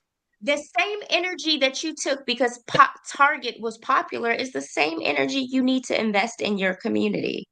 Yes. Mhm. That's it. But Yeah.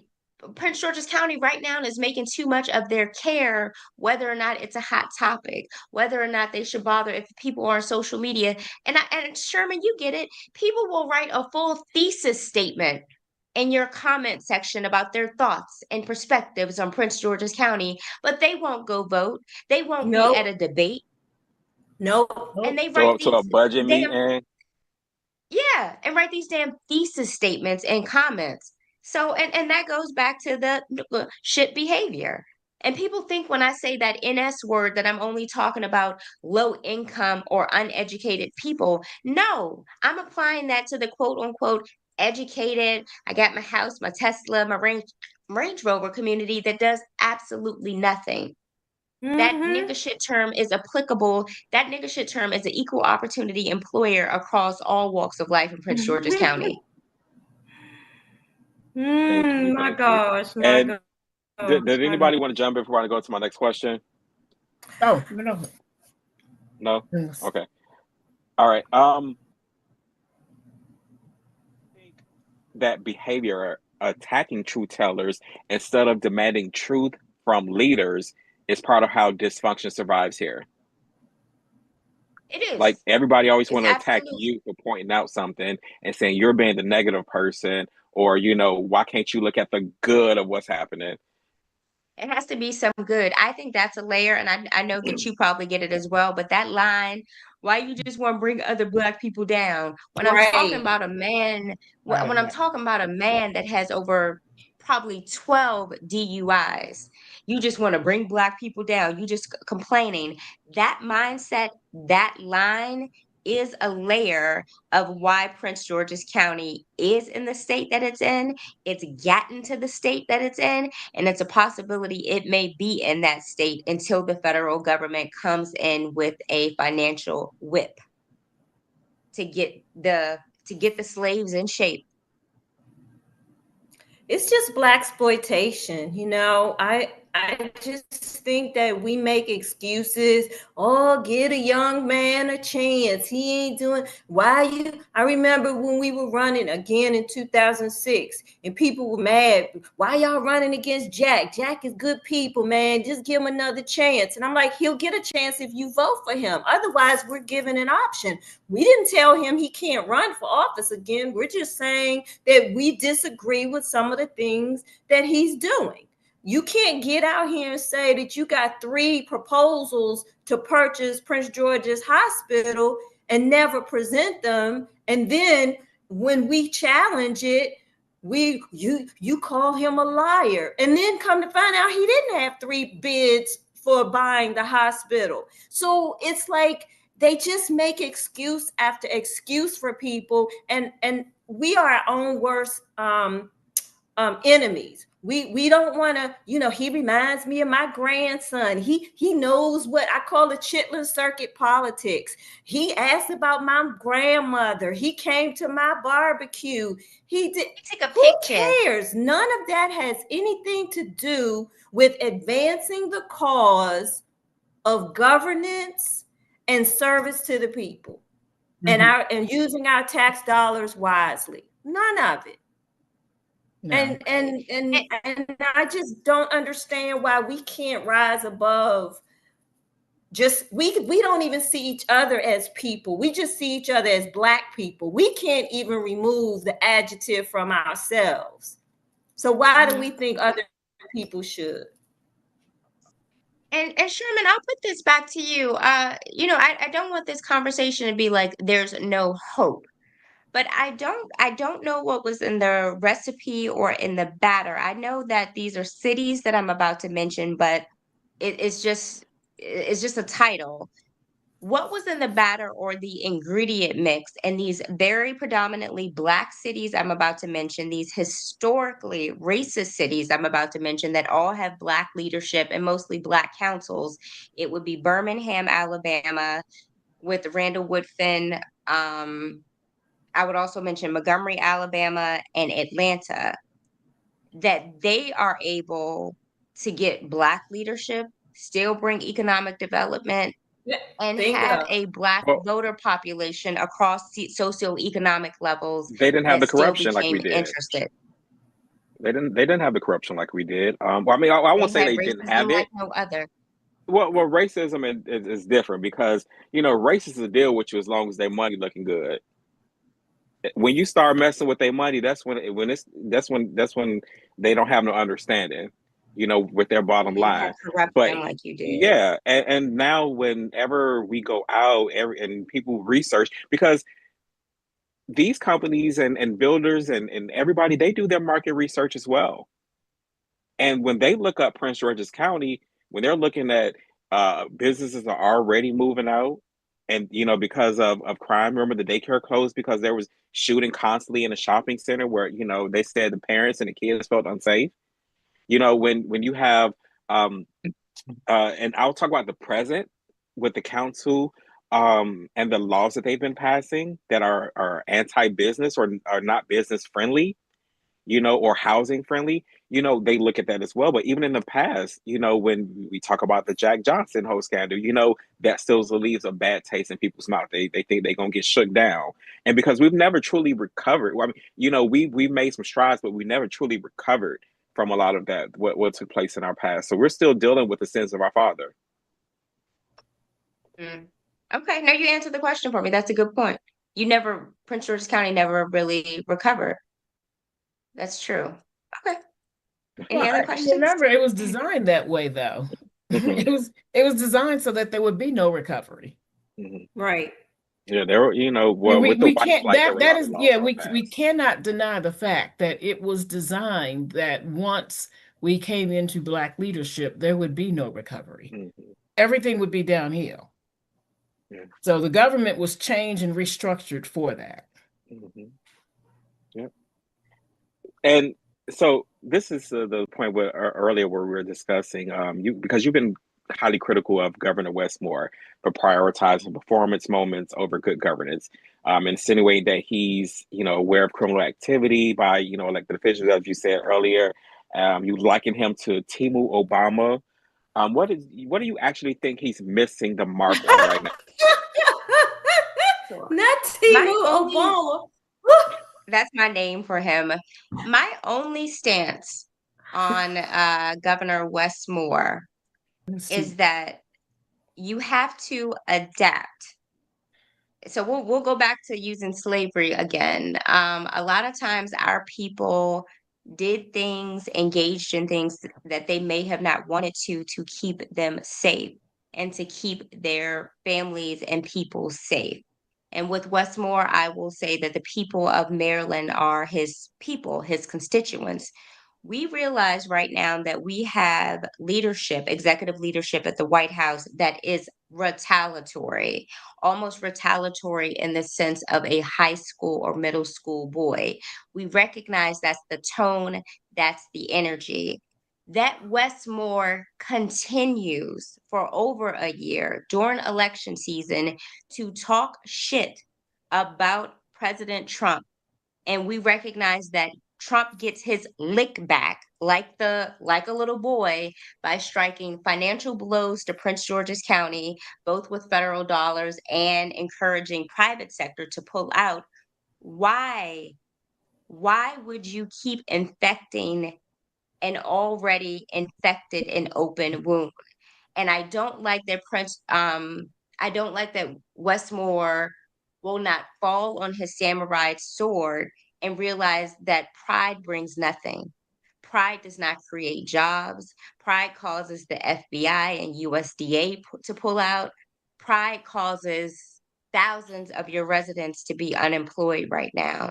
That is my only platform and But is dislike it safe with to say that a Westmore. lot of those federal jobs were going to leave anyway? Because in 45's first term, he had made it known that he wanted to break up a lot of the agencies here in the DMV area and send them, to the Midwest and some of those other red states. So maybe it's lack of preparation and planning for it because we knew it was coming. And then you said you were going to I hire think it them could be all. Sure, I think it can be a combination of both. But we saw in Washington, D.C., a lot of those forecasts that Trump made about Washington, D.C. cutting because Muriel Bowser became obedient, like removing the Black Lives Matter mural off the ground.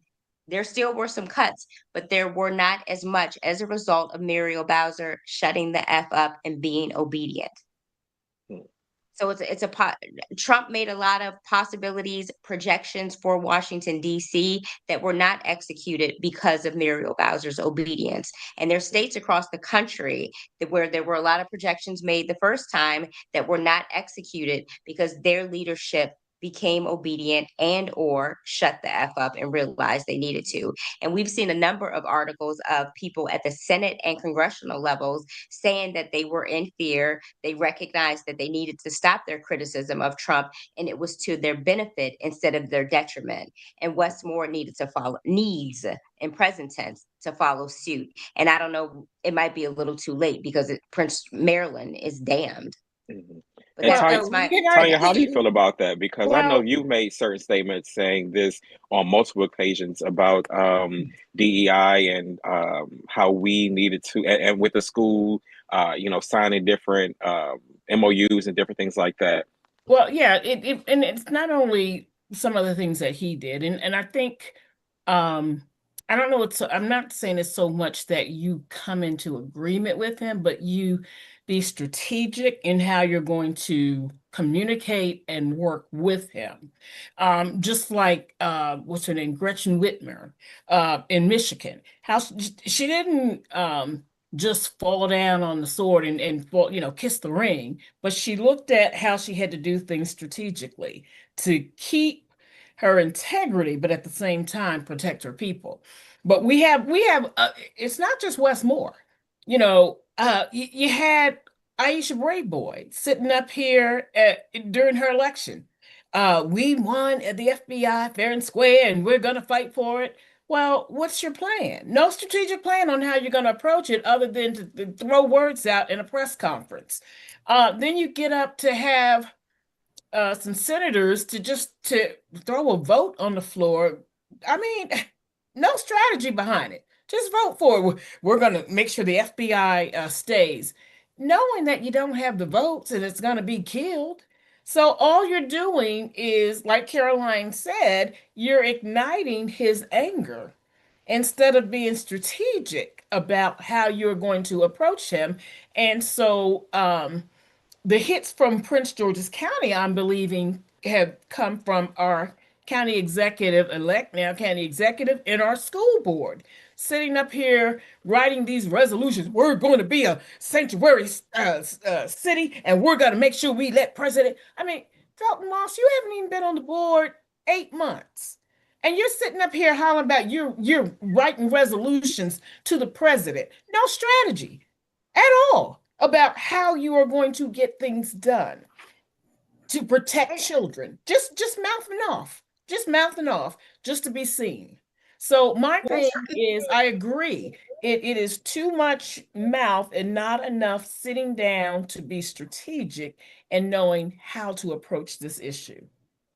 And Tanya, I love Right, that you and said we already are strategic. not getting Hold on, funding now. hold on a second, Lavon.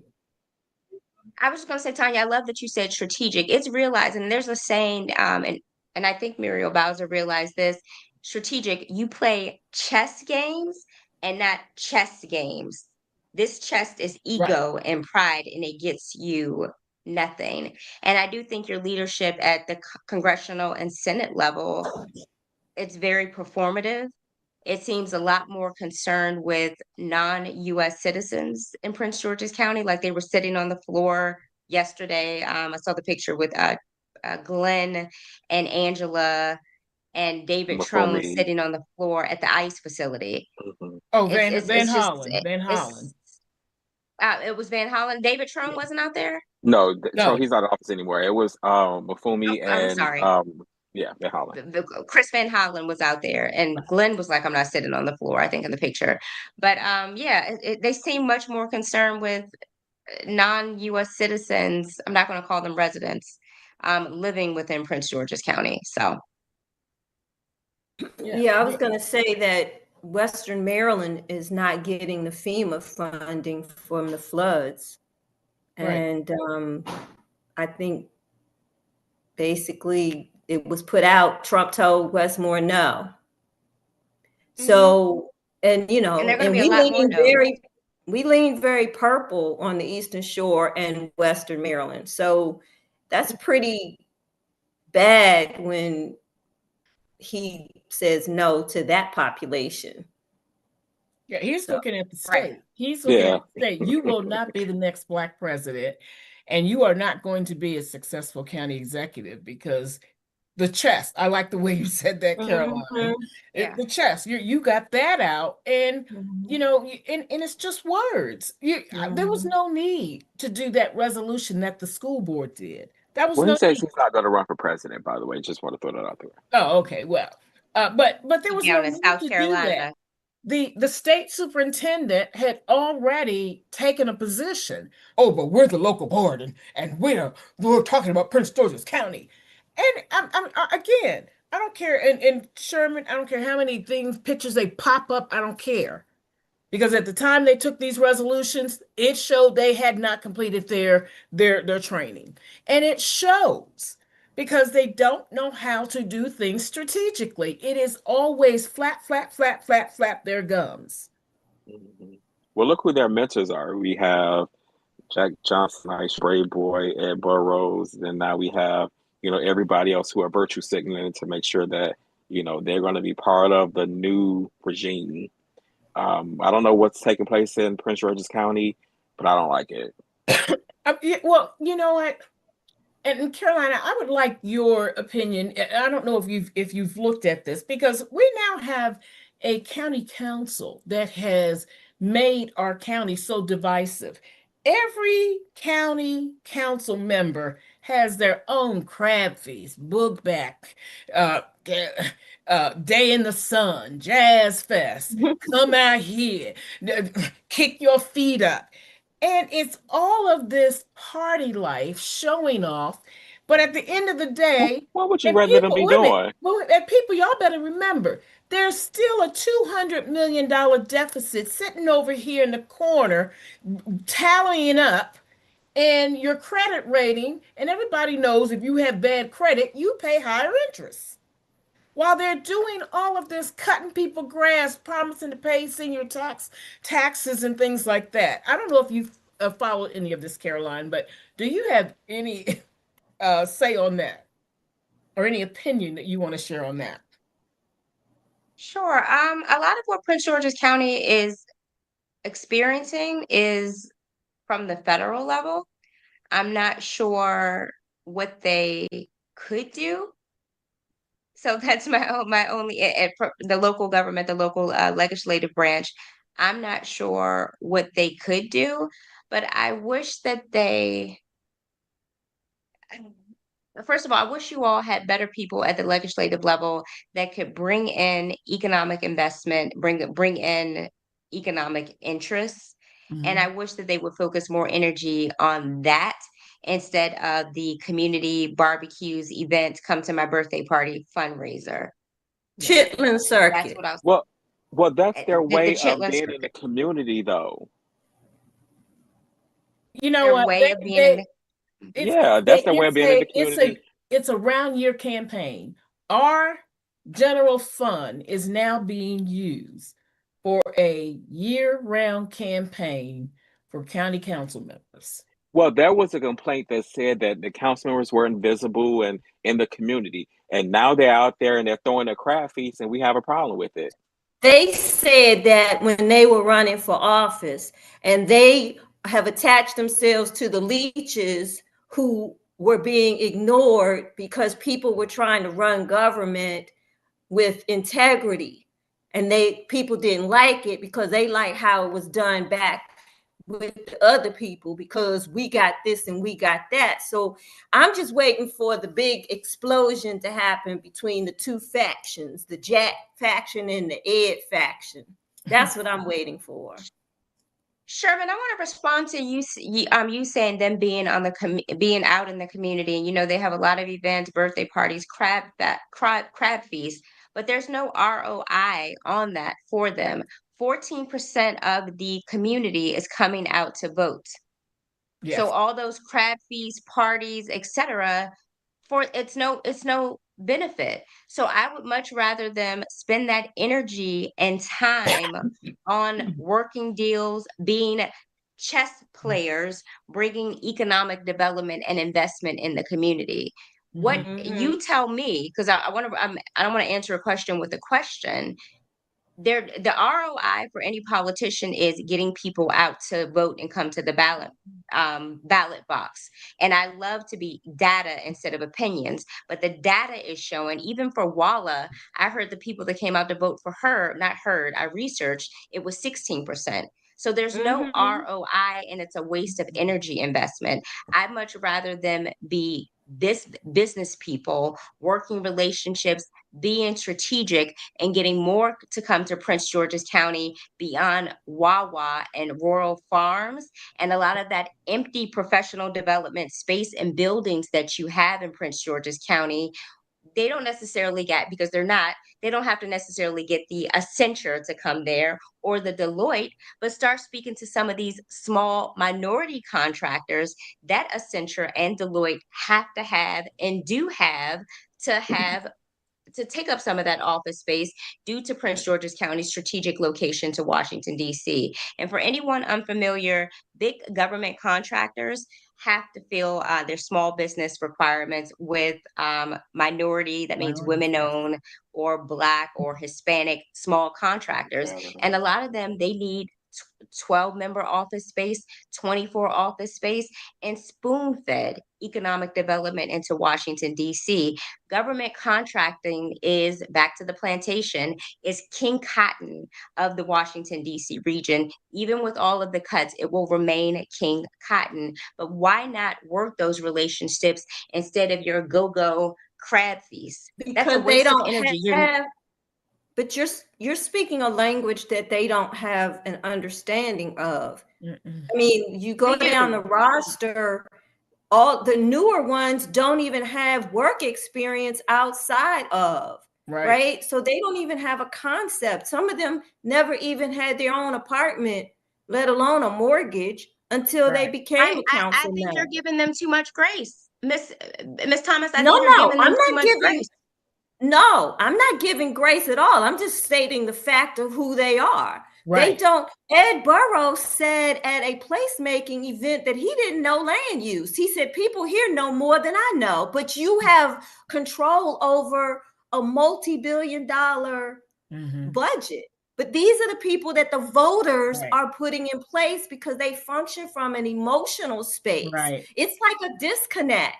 I have the big job, I got the big degrees, I got the big house, and I got the big car, but I don't care about this over here, who's representing my interests. Yeah, and they think because it doesn't really impact them. I mean, it is shocking that we have people who will vote folks back into a legislative position who pass legislation that do not have fiscal notes attached.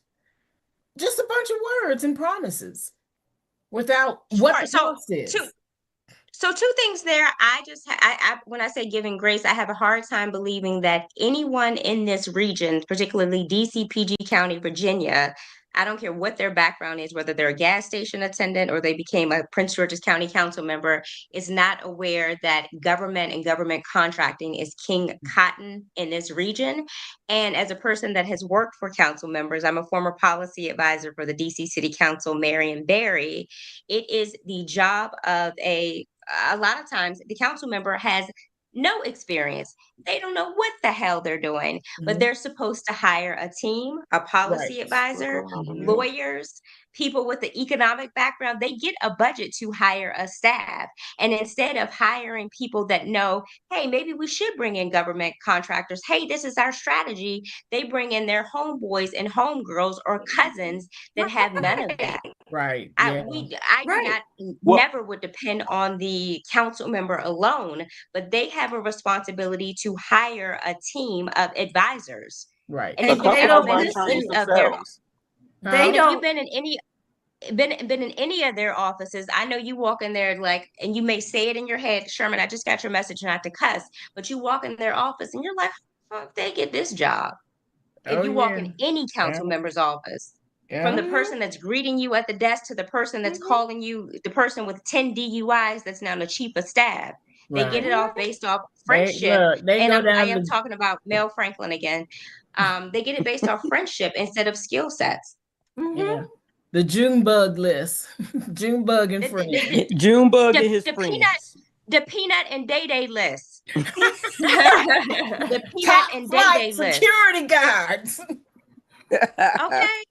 Or they're hiring their cousin as a driver at an insane salary, and that salary could have been 2 policy advisors that just got their MBA out of Georgetown and advised a whole lot better. And also in DC, hey, Prince George's County Council members, I'll give you this for free. Recent graduates of GW in Georgetown, they have a program where they can come and work and advise you for free, a free lap dance. Take advantage of that.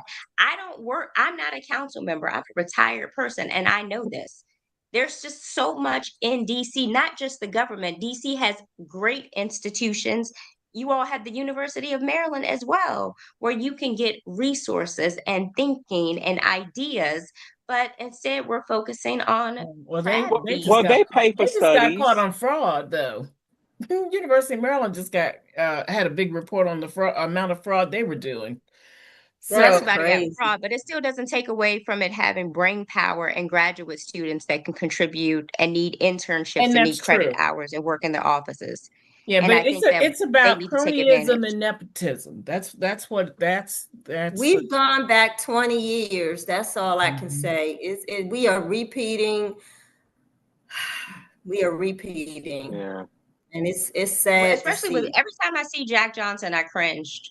I Mhm. cringed. And so I believe he's being paid under the table to work. Well, Well, I know he Is worked it for under Aisha's the campaign. table? I was going to say, is it under Oh. the table? Because it seems like every day you hear old Jack Johnson people being hired into this administration. And for the life of me, I'm trying to wonder, why is she expanding such a big administration, and it's only 18 months?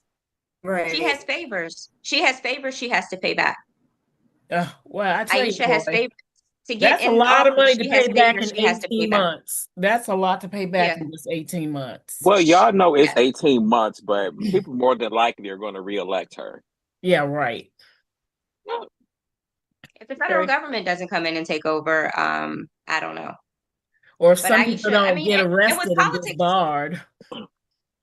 yeah, with politics all the time, a lot of appointments, they are what they are. Appointments aren't just because a person has a good resume. It's a political thank you. It's political favors. And I believe that can Oh, be we done know with a that. That's combination why of, I Oh. can't get a job. Well, look, anytime you could be a senior advisor in the education system and you had never been an educator. right. But I was going to say, it can happen where you're paying back the political favor and still find a competent person. And the It can. competent part is where Aisha lacks because she's not competent herself. Allegedly. No. Yeah. No, Oh my gosh. I'm kidding. I'm Oh joking. my gosh. And reiterating for Caroline, anyone you are new here, scary, man. and reiterating for anyone new here, Aisha Brayboy's father and my labor union stepfather were best friends for over 50 years. My father passed away in August 2022. And what my labor union father said about Aisha Brayboy, who I've known for 20 years, because obviously I'm not over 50, he said when it came to the Metropolitan Washington Council of Government and the labor community supporting Aisha, that when it comes to people who are inexperienced and incompetent, they're more likely to bend to corruption and our needs and wants. Roscoe Ridley Jr. said this, who is my father. And Aisha is showing that in her current appointments and her actions. And yeah. Well, if you want to say that, I mean, you kind of got a point because we just, before you came on, Tanya was on for like a whole hour explaining how then state's attorney Aisha Brayboy, I call her the the county executive, signed documents that she wasn't supposed to, and Right. she was easily led by a council member who had a vendetta against what's going on. Allegedly. Yeah. Allegedly. So when I don't know if the federal government is going to come to her house and break out windows while she's on the phone with her boyfriend, telling her to flush things down the toilet or put them in her panties. I don't know, but I have a belief the that it may get favoritism to is that point. obvious. I think Yeah, here it's not like it has not been done before, but here it is so obvious. It is very obvious what they're doing. it's so that we don't care. And words, again, I just want to say words like nepotism, cronyism, favoritism, they are part of the DNA of any government. But the way it's the Right. obvious that Right. we don't care that it's Right. done in Prince George's County, it's Right. scary Right. that we It's don't give a so flip. lackadaisical and in your face, and I dare you to say something, and I don't know what you're talking about. What you're saying is not true. It's not the way you're seeing it or hearing it, and it's so insulting because it's like, no, we are working from facts. We're not just When you voicing When you will opinion. not abide by when you will not complete a very simple MPIA request asking you to produce the separation agreement of the superintendent and the figures that we've paid with our tax dollars, and you keep giving me the runaround. Oh, that's not the way you really asked for it. Oh, that's not the way I interpret it. Come on. Yeah, and I just want to say to Prince George's County residents, the ones where your job will not be impacted. I do not want anybody to engage in anything, any Prince George's County government employee to engage in any behavior against Prince George's County government. They are retaliatory and they will come for you. But everyone else, don't be scared. These people, I'm talking to you like someone on the high school playground. These are some punks. Do not be scared. Come after them, do whatever you can. But the biggest thing that you can do, the scariest thing that you can do, all this corruption, exposing them, we like your videos. The scariest thing you can do to corruption and a corrupt politician is to become an engaged voter.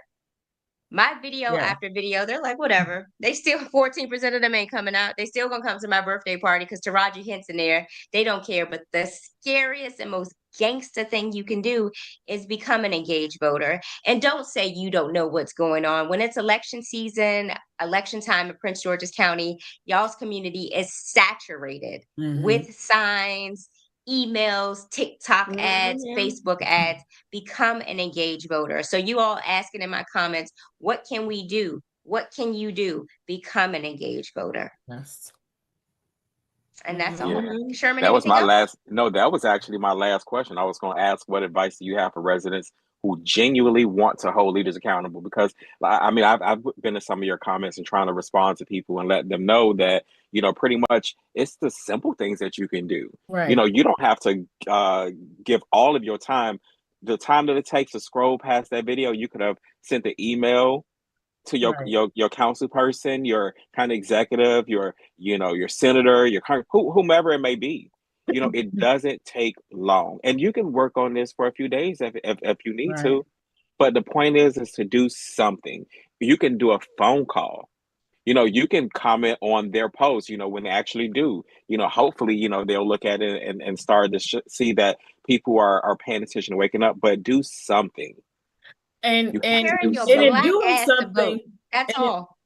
what you have to vote, but in between that, Hmm. don't accept their bribes. Yeah. Don't accept the free grass cut. Don't accept the offer Show to up to pay your those meetings taxes. and make your voice heard and get some free Exactly. food. Yeah, buy your own crabs. I'll buy you some crabs.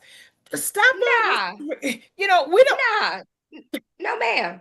No, Well, ma'am. Get your grass cut for free. Get your free crabs and still go vote. no, Right. Get your free book bag, no, even you if you can can't. No, afford a and book. let me tell you why you can't get them free, because they're using our tax stuff. They're taking money out of It's our general fund. bribing.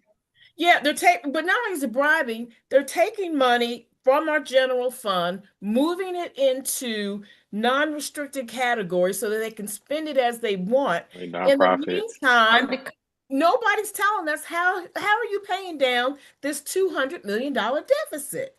It It's is not happening. undercover campaigning. So no, we have to start saying no to those things.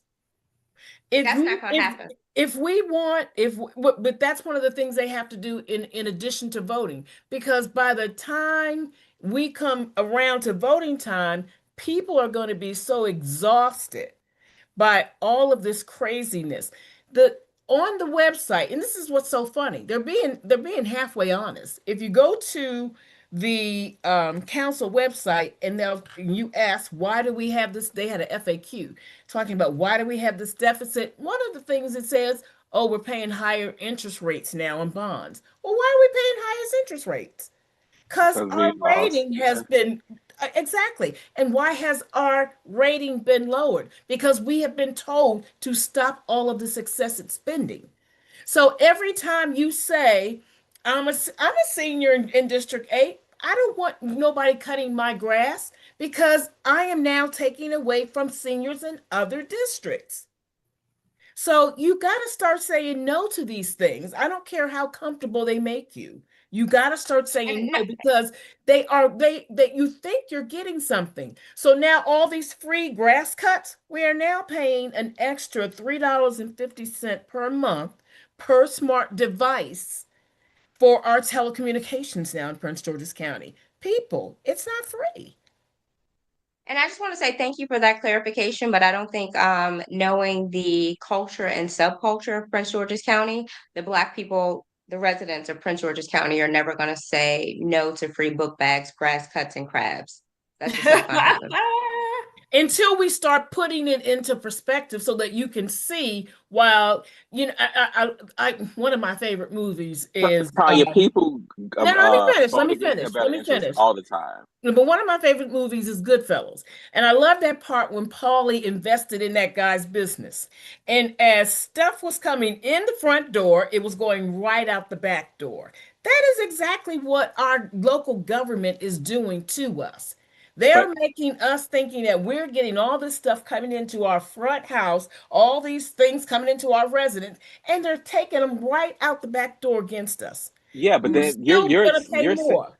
that happens, but you're still saying, "Oh well," to Joe Smo, please don't go and accept it because it's not It's a map, good but for your interest it's because a you're gonna pay no, on the it's front. Hold on a second, educating Tanya. them. It's either you're gonna pay on the front end or you're gonna pay on the back end, but you're gonna pay. But the thing about it is, these people don't care, and you No, can it's huff not and that put they don't care. Tanya. No, no, Tanya, no, no, no. if I'm they not. gonna get a free book bag, if they gonna get some free crabs or free I food, disagree with people you are on showing there. up. It's not that they don't care.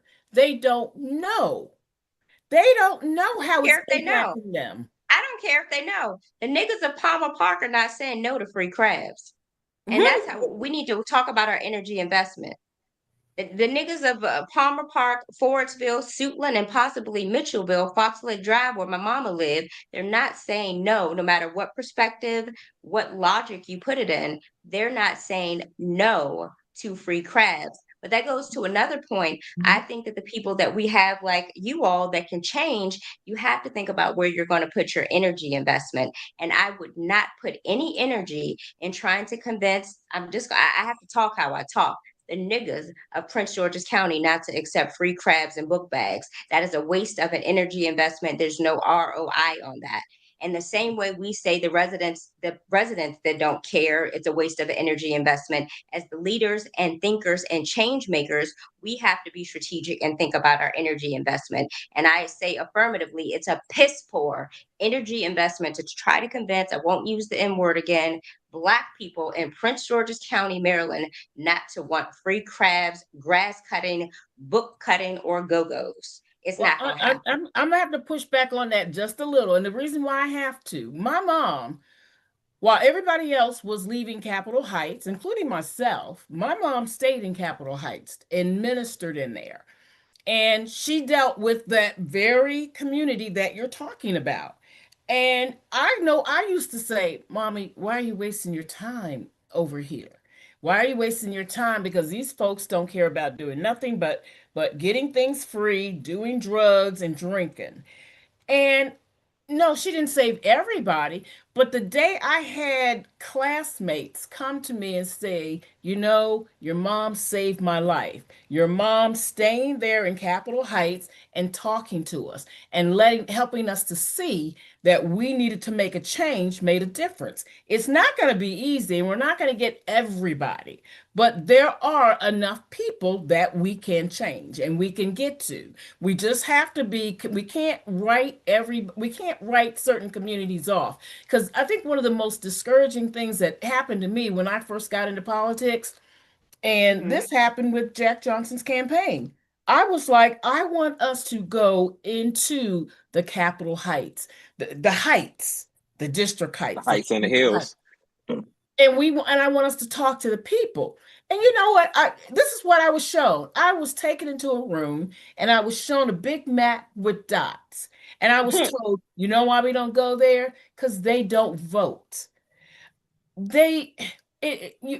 To write off people, for me, I can't do it because I've seen my mother and other people, and my mother was a minister, and other people that worked with her in the ministry. I've seen them reach enough people that I say it was worth it. Let me be very clear, and I also think that this is another problem. People hear with their emotions versus actually what is being said. And I'm not saying write people off. I am focusing on energy investment. Prince George's County has much bigger fish to fry than caring about whether or not people come to a fish fry and take book bags and crabs. I'm not saying writing people off.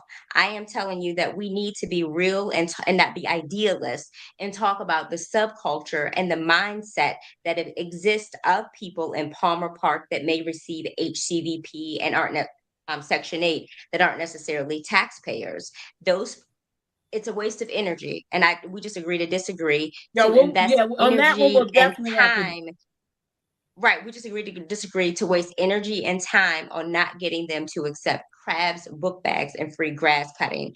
I affirm, and we've mentioned it here, Prince George's County has much bigger fish to fry, bigger objectives than not getting the people of Palmer Park and other communities, even Mitchellville, I've seen them give out free grass cutting. I just believe that's a waste of energy investment, but we can move on.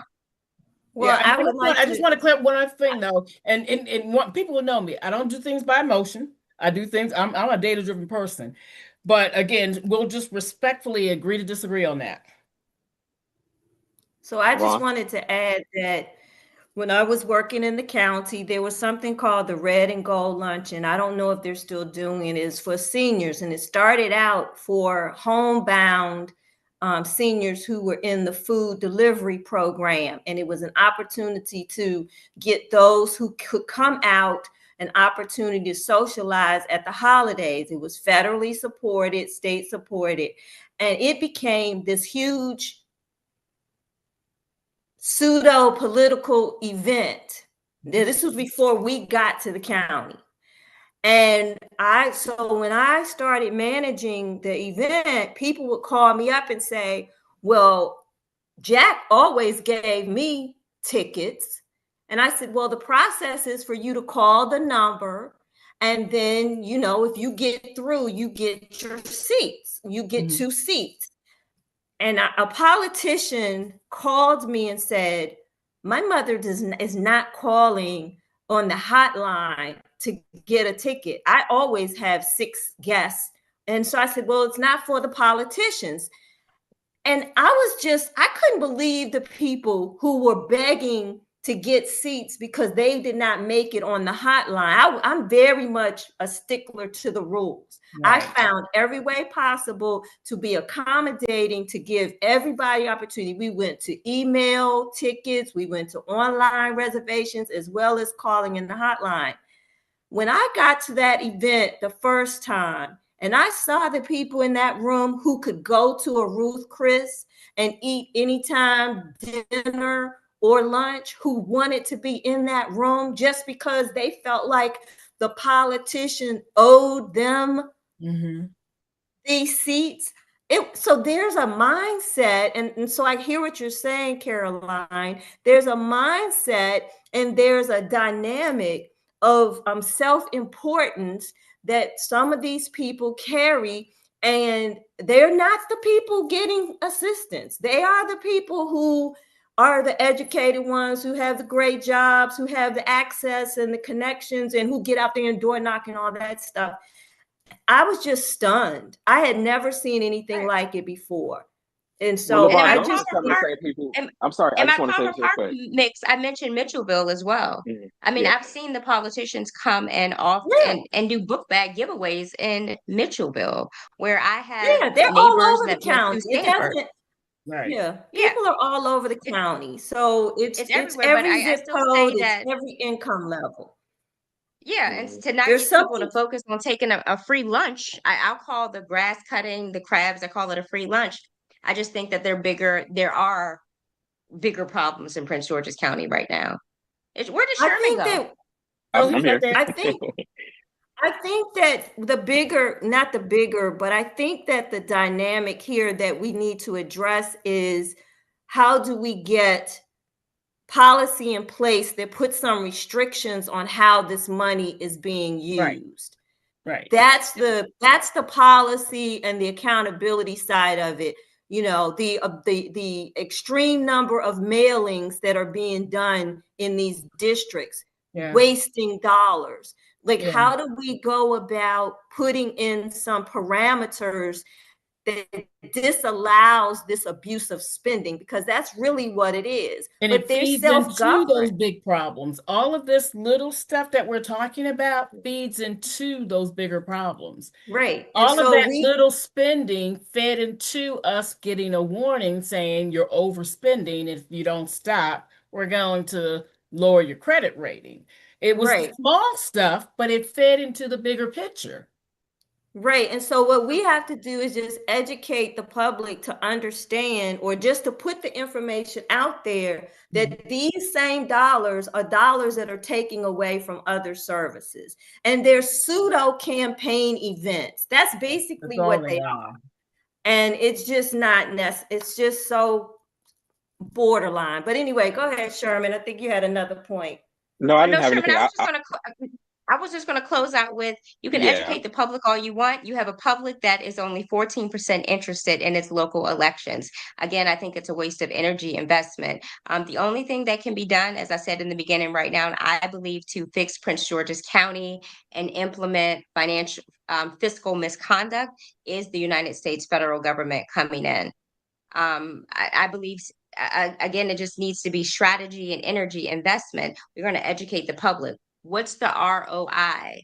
You have 14% of people, of an entire voter base, that has shown you that they're interested in being educated, that they're interested in their politics. So that is a waste of investment. And in terms of what's going to fix it right now, I do not believe, with what I've seen, the conversations that I've had, what I've seen over the last 25 years of being a partial Prince George's County resident, I don't believe the people of Prince George's County are going to fix it.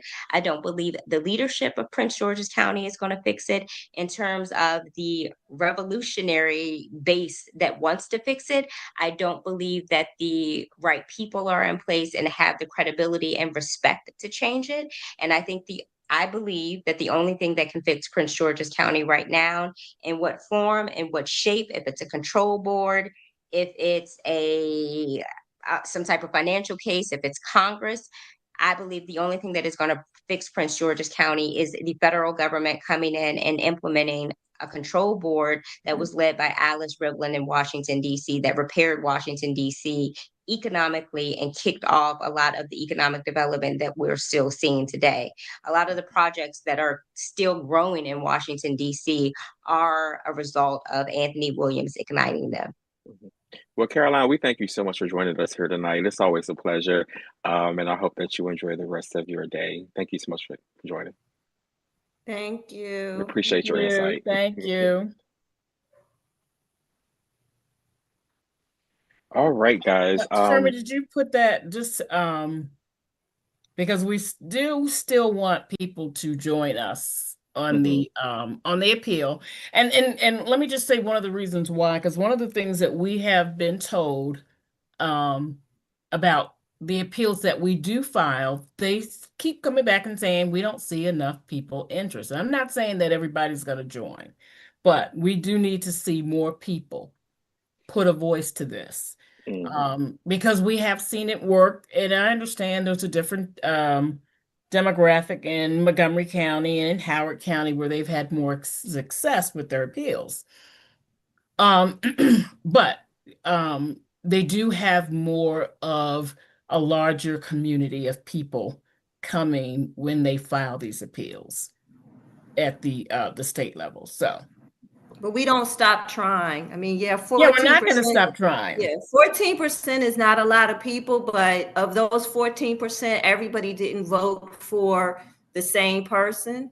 And so, you know, one of the challenges that we have is that it's only a handful of us, and we can't do all of the research. We can't do all of the data crossing. And so we eventually, at some point, maybe one day, we'll be able to look and see where votes were cast, and maybe break it down and figure out who they were voting for. But I'm a person of hope, and I believe in effort, and I say nothing beats a failure but a try. And I hear you, Caroline. I agree with probably a lot that you said, but I just don't think that any effort is a wasted effort. So well, I think, yeah, it has to be a multi-pronged approach. So I agree with what she's saying. We always got to look at what is our return on the investment. I think some of the things, and we've seen small returns. We've never gotten up to the appellate court. We're there now. So we're starting to see progress. It's only because we have been persistent. Right. We hadn't made it on the news, and we've been on TV, and we've been in Maryland Matters. So, you know, everything takes us one step closer to victory. That's how I look at it. Right. If I was that hopeless, I would just not be doing anything in Prince George's County. I would sell my house and go to North Carolina. Exactly. I wouldn't even be here. So I think that I do think that we need some intervention, and hopefully somebody will hear us. Yeah, I agree totally with the federal intervention. Yeah, hopefully the federal intervention somebody will hear us. Make it work something, because I mean the federal government has its own issues, but I do think that, you know, they can come and do a little something. But everybody, thank you guys so much for staying tuned with us for this long. If you're still here with us, and if you came in midway, jump into the beginning of the conversation, because you don't want to miss our legal updates that Tanya provided. For you all watching on YouTube, thank you so much. For you, the Facebookers, and also we finally did get up on Instagram tonight, but it did cut out. So whichever way you watched us, and Facebookers. Whichever way you joined us, thank you so much. And you're always welcome to watch all of our live videos and uploads on YouTube. Y'all take care.